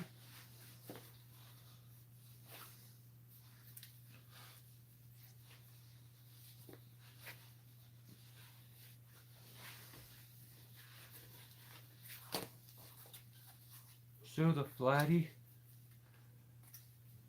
the GB Ballard. Yeah, the flat one is really nice because you can use it pruning and not worry about hurting the tree with those bites in it. Here's the flatty a little closer. You can see what I was talking about. These two pins really bite down to hold it into place. Plus this rubber almost evens the thickness on the back to where these pins stick out. So it's kind of even. Usually a tree flares out a little bit anyway. So it fits really, really nice up against the tree. But these old ones back in the day, I mean, look. I don't know if you could see that. You see what that says right there? Homie etched Steelborn in it for me. You hooked me up. Yeah, I'll keep this for the rest of my life. If my little brother needed one, and I was like, I can't give it to you. Like, it's got my name on it. And he got one from Greg. Greg sold him one. Hooked it up. There's that ring. Probably shouldn't be putting that thing at the very bottom. Yeah, I'm not putting that at the bottom. That would be goofy. I should put some of this other stuff, pulleys, back in there. This, I don't use this one much at all. It's just on a really long dead-eye sling. I usually don't need one that bad. Oh, sorry. How long have you been doing true work? A little over like 20, 25. It's a long time. Like, I think it's like a little over 25 years.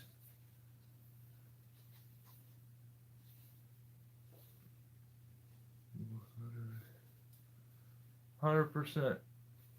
100%. Greg is the man.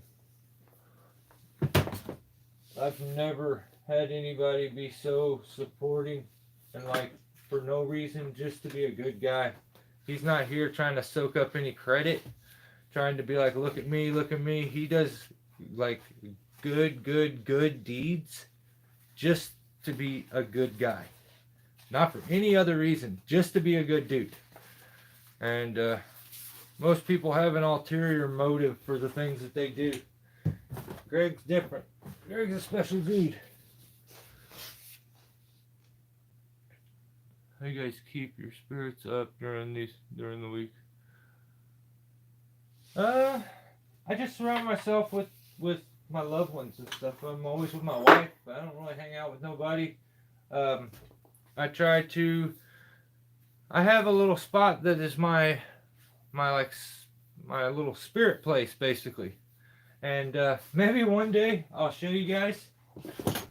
But this shed isn't as small as you guys think it is. It's twice as big as you guys think it is. The other half is just my secret obsession. That is, and I look at it as I'm looking, and it's wild to me that like it is two different worlds from here to there. So.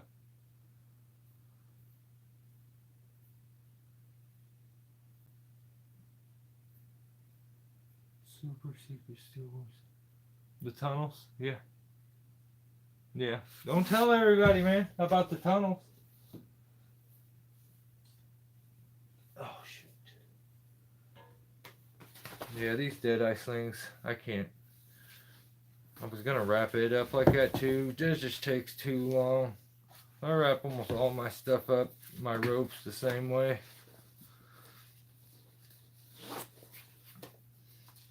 Little daisy chain to lock it off.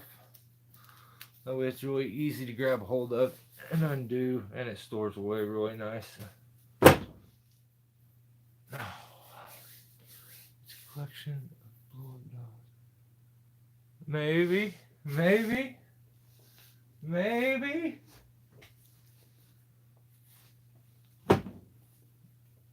They're all patched up like crazy, like patches all over their face and everything where I got bike patches on.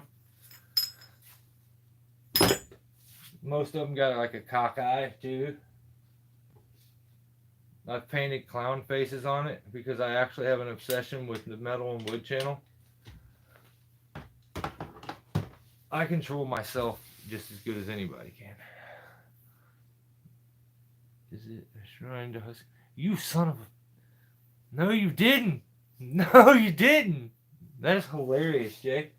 It actually is. God dang it. You guys look at my other channel, Huskyborn.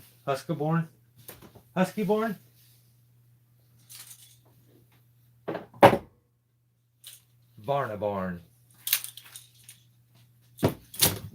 Yeah, you seen old Barn's new video?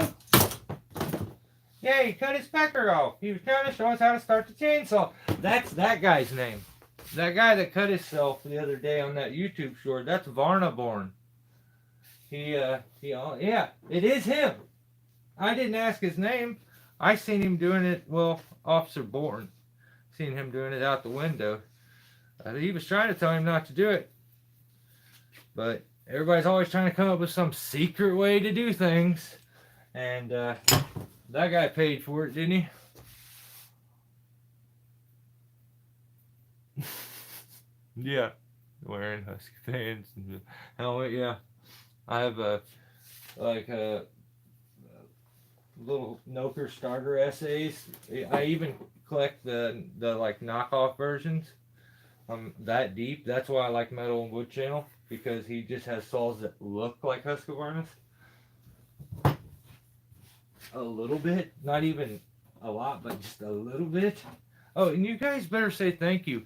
I blew my ass out trying to carry this bucket in here. Like, this bucket doesn't move. It sits in the back of my truck, and when you slide it back and forth, I have like a slipped disc in my back and hemorrhoids now. So, you're welcome. Smells like diesel. Yeah, man. Hey, where the fuck is snozzberries, bro? I don't know. That's just how the smell of snozzberries, man. Oh, son of a gun. How do I end up with this being left out and this? And I got everything else in there. The two things that I don't. I'm going to use this. I should find someone to like have this.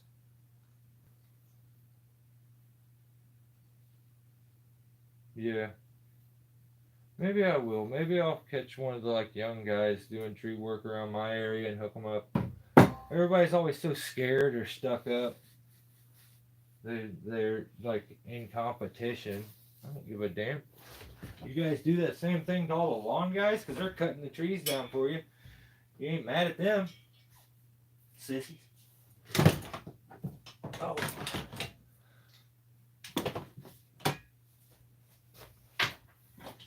Yeah, I'll just keep that in there, but I do need to get rid of it.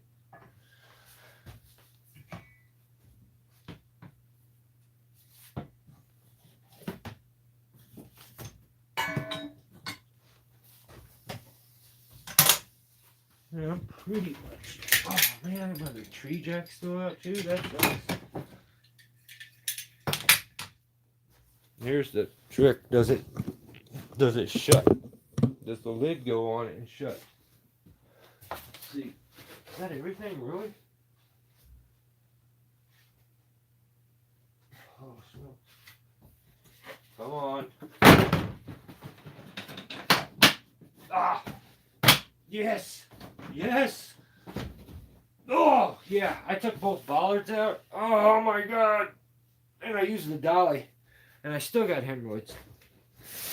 And at my age, that sucks. I kept fucking like, I didn't have them all the way up until, what am I, 41?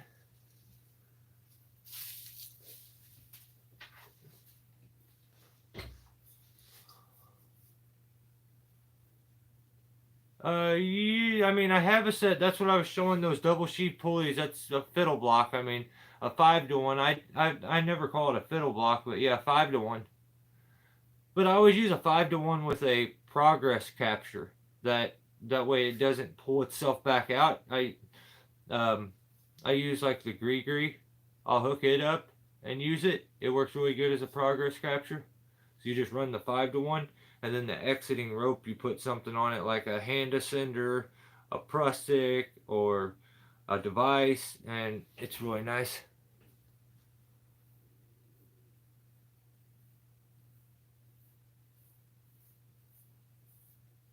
Right on. Well, we ended up with 28 thumbs. We had a few people here.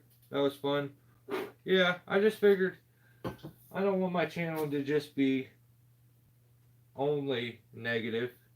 Maybe I can do a little bit of positive here and there and share. I wanted to make like people join memberships, because I want to do live feeds and stuff over there, special ones over there, and I don't know. Maybe I start writing different tickets and stuff. We'll see. We'll see. But there's some behind the scenes stuff coming for the memberships, And that stuff won't make it to the channel. That stuff will just be on memberships, but have a lot of footage coming. So I'll always be doing extra stuff on members. I think it's only like $4.99 is what I have it set as.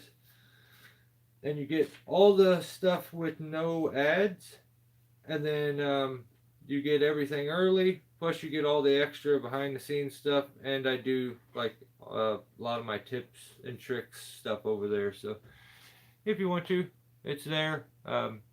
Do it. But I can't make you do it. I wish I could. If I could make you do it, you would do it. Dude, yeah, Ground Pounder, Jay, my brother, and James, you guys are awesome. Like, I appreciate it so much. And, yeah, you guys give me a reason to keep some stuff going into there, which is sick. I appreciate the hell out of it. Hey, I'm trying over here, brother. I'm just trying to be an okay feller. I do like ruffling feathers, and I do believe somebody needs to hold everybody accountable, and not in the tree industry. Like, I don't think that I need to hold people accountable in the tree industry as much as YouTube tree industry. Like, if you put it up, I should be able to talk about it. And I think I'm going to change some stuff. I may be doing regular videos like that for you guys. Instead of doing them as live feeds, I think I may like view the stuff and do commentary over it, like, so you can see what I'm talking about. So we can put some visuals with that, even more visuals, instead of just so much me talking. I want to give some context to the stuff. So I don't know. We'll see. We'll see. I would like to do a lot more review stuff. So.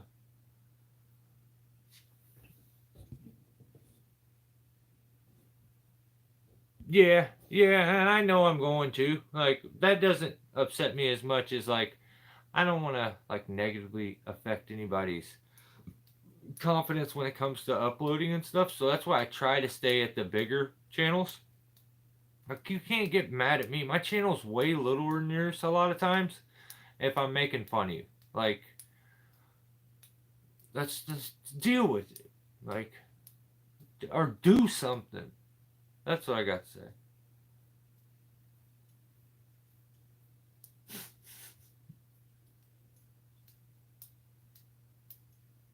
Yeah, it's fun.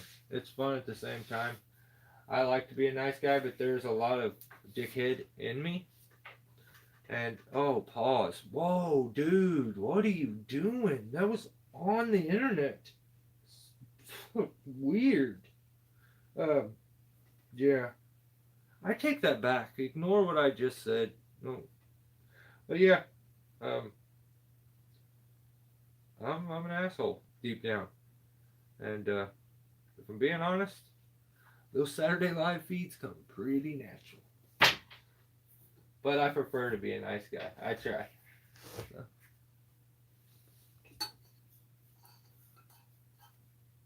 We're gonna try, Peter.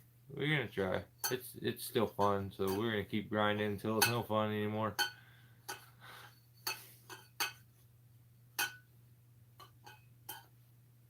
Yeah, that short was really fun to make, man. It was really fun to make. So I had, like, when it comes to making videos, that may be one of the funnest videos I've ever made.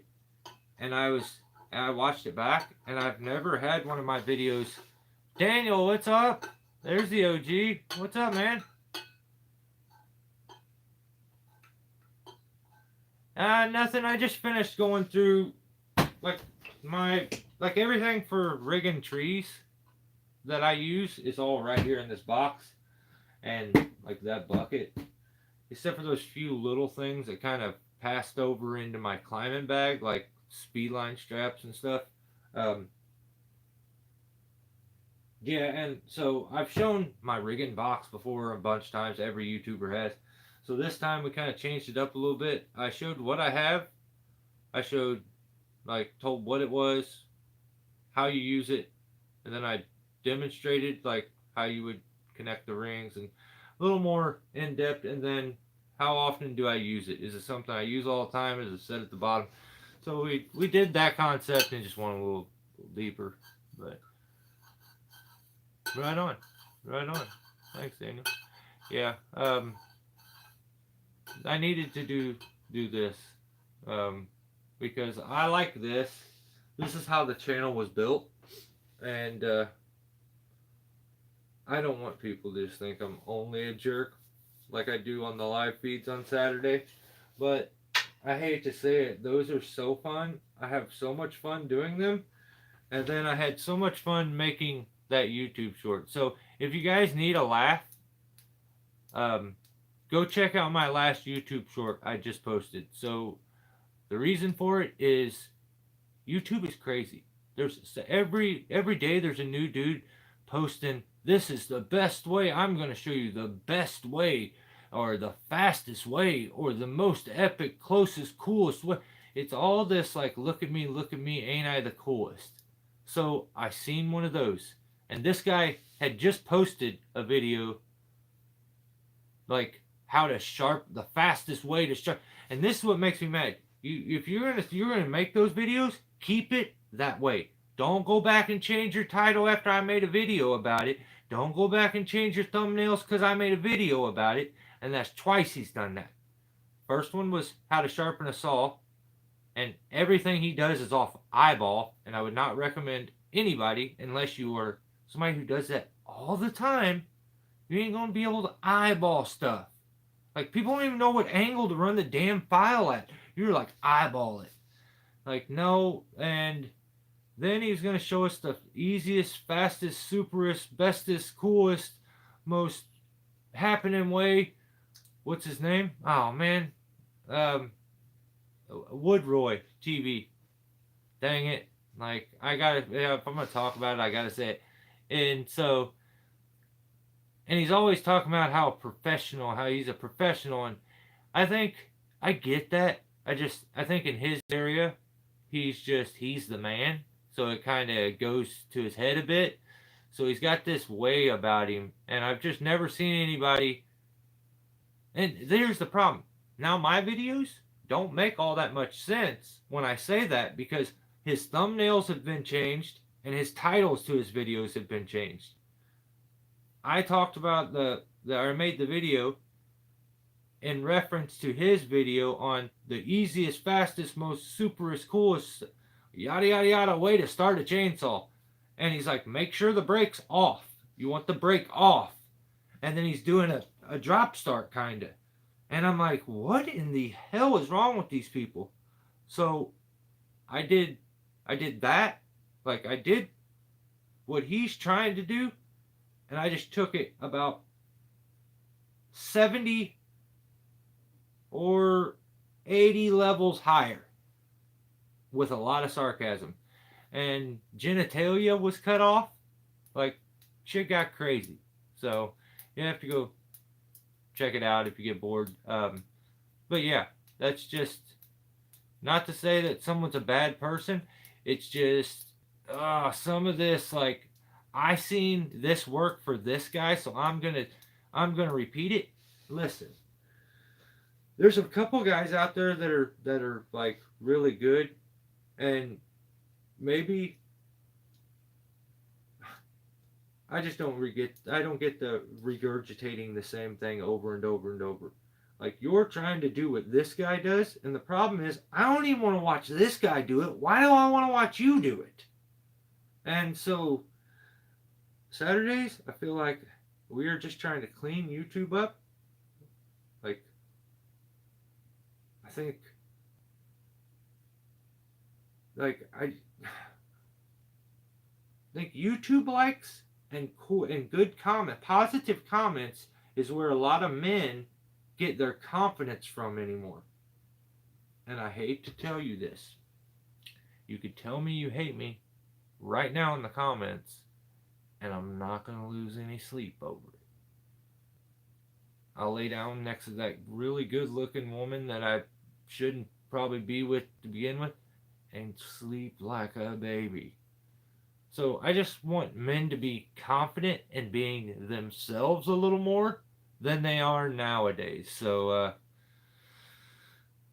I'm having a lot of fun on the Saturday live feeds. I've rambled for way too long. So yeah, unless like most people, and just fair warning, most people aren't cool enough to subscribe to my channel. Most people aren't confident enough to like my videos. That's just the way it works, man. So like I don't, if you're cool enough, you'll subscribe. What up, veteran? What you doing, Tim? How you been, brother? Oh yeah, they're just it's just fun where we just scroll YouTube and pick at people that have bigger channels than me because I feel like it's mean if I go to channels that are like smaller than me and stuff. But yeah,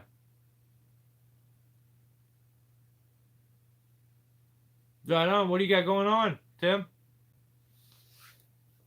We just finished going through all my rigging gear and I explained everything and how it works and we demoed everything. So then told like how useful it is to me on a day-to-day basis. How often do I use this piece? And maybe that'll help a new guy when he's trying to build rigging, equipment. Bad for you. What's up? You have a bucket truck? No, no, I do not. No, no, that's something later on, maybe in life. Like I have no issues getting up there and doing what I do, and I enjoy what I do. So just don't see a need. I have people who have them, like they're available. So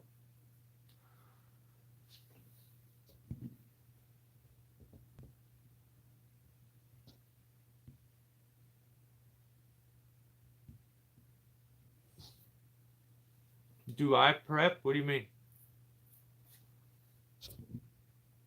Like I make sure all my saws are sharpened the day before. Yeah, make sure I don't have any stupid wet ropes or yeah, go.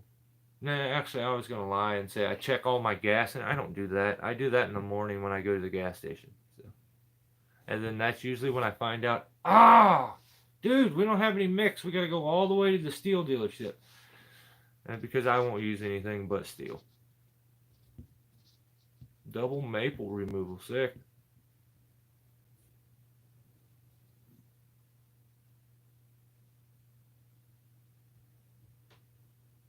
That's sick, Bennett. You're the man. You're more extreme than any tree YouTuber. You're the king. Yeah, you are the king. That is the coolest thing I've ever heard. Around here, we have a lot of crazy methods. I think people would shoot me if I tried that. Like, what the hell are you doing? I was just prepping for in the morning. I just want to sleep back here. That's hilarious, though. I dig it. He'd make sure he was set up. Let's talk about this Zacchaeus fella. Daniel asked you. Oh, on Zacchaeus? Oh, sorry, I didn't see that comment. Yeah, I hate to tell you, like, I'm not like a college grad over here. Some of the comments slide by me if they're a little too long and I can't read fast enough. I try my best though. I like Zacchaeus. I think he's just a thinker that uses his brain more than his back and has the same mentality I think that I do, where it's not good enough to have something work. I need to know what made it work. Why did it work? And that's why I think I relate a lot to him. I'm sure personality wise we may be different. Um, but other than that, I think when it comes down to like the brass tacks, he seems like a hard worker. Um, seems very skilled at what he does and knows the limits and doesn't mind kind of pushing towards them every once in a while, which I respect. So, 2-seaters today. Made a video. I'll make a video tomorrow. Sweet. Sweet. Yeah. Hurry up. I need somebody to arrest. Well, Dr. Bourne does. I'm a nice guy until the badge comes on. That I'm a total different dude when that happens. So.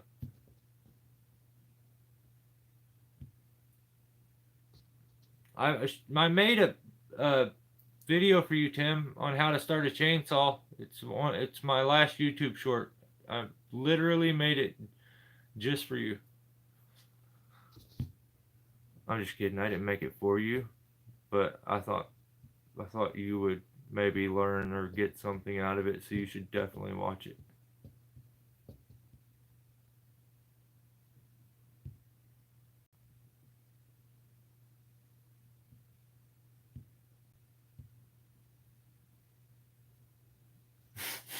You guys are crazy.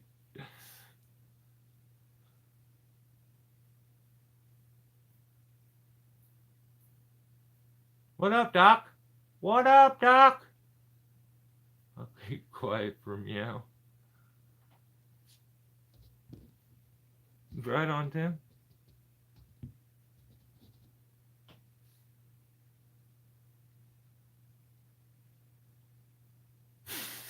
Away from people. Yeah, I get that, man. We're getting ready to get a whole bunch of crazy snow. It's about to get nuts here. I buy mix by the case. I think it's $170. No need to.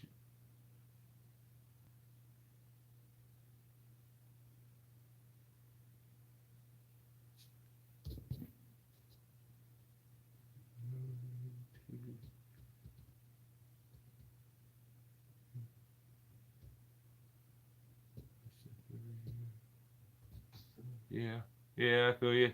Damn, it's $170 for a case of 5-gallon mixes? No way, really? I'm still no shit. A ground pounder sent me a case of the 5-gallon ones, and I still have. Look, I'm still using it right now. Oh man, that's my fault.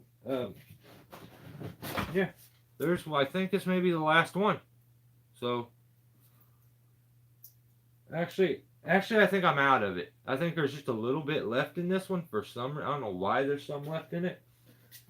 How we ended up like that. But I messed up the first few times. I ended up having to made my shit way too rich because what I would do is just fill this thing up, and it's technically only filled to like right there. And I didn't really. I just was like fill it up, and I fill it up to there, and then I mixed two. It'd be way too rich, but I guess that's better than too weak. Oh man. We buy a pallet of steel premix every spring. Right on. Red Club for life. For show. Why didn't it work? Is a more important question.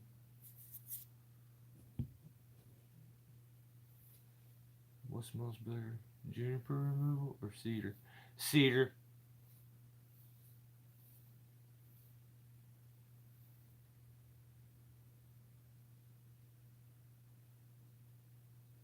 We need one.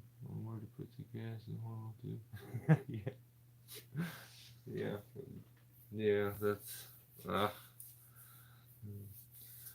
What's up, YouTube? Today I'm going to show you how to put fuel in your chainsaw. The fastest way. I can't, man. Ah! Sounds like a fire video, Daniel. We should collab on it.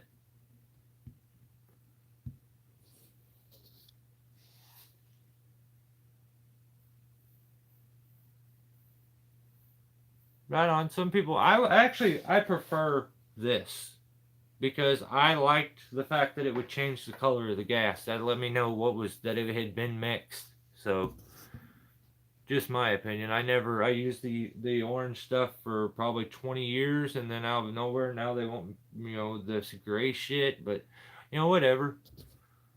I ended up buying the stuff because when I buy a saw or something, they always want, like, I have a brand new blower back here. I haven't even used it. I got it for Christmas. But yeah, when I buy it,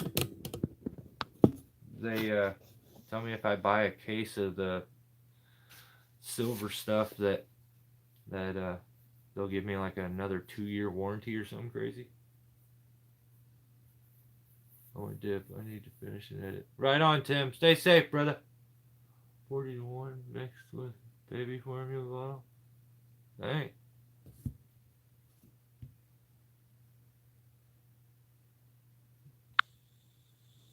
Sometimes they get stuck on echo. Is it the echo top handle? Then, like, I know, there's a little trick for those top handles. The pull rope actually takes the gas cap off. I think a lot of guys don't realize that, but yeah, I hate like the old steels. They had the hole in them, so guys would take, over time they would take a chainsaw tool and they would stick it into there and use it to pry it open. And instead of helping the cap with their fingers, they use just this and they pry or break your cap or stab it through. And so then they move to the new ones where you got to flip it up and spin it, and if you get it in the wrong position, you got to feed it backwards for it. Yeah, it's tricky, but they all, I think if you run them all loose or low, then they get like air and it like sucks it tight onto there and it gets really, really hard to get off. But how often do you put yourself in a situation where you need the ground man to let it run to keep yourself? A lot. A lot. I try to avoid it, but all of them like would be like that. But I focused a long time, Daniel, on building a rigging system in the tree, which is just my placement of my rings. That normally my rigging would blow a certain point out and would definitely break, but being able to share the loads at the right angles or using slings to back up certain areas, like there's a lot of thought that goes into, instead of putting myself in those situations a lot, I put a lot of thought into the rigging setup in general to make it as strong as possible. Even though maybe that one crotch it would work, like you could just use, I have 3 rings set up throughout the tree where I'm causing compression a lot of times instead of pulling and yanking onto the stems in a certain direction. I'm trying to bring unions together and stuff like that. So it's really hard to explain that kind of stuff. I would like to get into that stuff a lot more, but those are cases of 2.5 gallon mixed bottles. Yeah. Yeah, actually the ones I buy cases of the single gallon mixes. And they give me my warranties with it, but is that a blacked out 024, 026? That is a blacked out 026 Pro with a big old Steelborn sticker on it. And then that's an 021 over there. There's a 066 down here. And then there's also a 150. Red Max is blue. Looks like it was. Oh, really? Huh. I would like maybe try something like that, Daniel, because I'm really, I just hate to change. Steel has been the only thing since birth, or maybe, maybe my dad changed tires for a little bit before I was born, like when I was first born, and I was probably up until I was like 4 or 5. But I think since my brother was born, which I'm only 3.5, 4 years older than him, my dad kind of got into tree work, and that's all I've ever known past that point, like is trees. So it's been a long, long, long road, and still fun. So that's because the problem changes every day. Guys, I got to get going. I hate to do it to you. This has been a really, really fun live feed. We've managed to keep everybody here for so long. It's been awesome. So yeah, enjoy Oh shit, your weekend's over, is it? What is today? Is it Monday? I don't even know. Yeah, I think. Okay. Yeah, I got a couple nasty, like, rotten elm trees to go look at, and it's a bummer because they're so destroyed by storms and rotten and dead that there's nothing around them to tie into. We may be climbing off of a skyline. I don't know. I have to figure that one out. But hey, yeah, everybody who joined me, Jay, Ground Pounder, Doc, Bennett, that was awesome to see Billy. Like, that just did nothing but just warm the old heart, dude. I'm stoked that Billy's good. Um, yeah, William. There's so many that I'm gonna forget. Daniel, thanks for hanging out. Tim, stopping in. Yeah, anybody who joined me tonight, I appreciate it. And if you're somebody watching this afterwards and you have any questions about that stuff that we talked about earlier, leave a comment. Other than that, go join my memberships now, or I'm ticking in everybody. Bye. Stay safe, guys.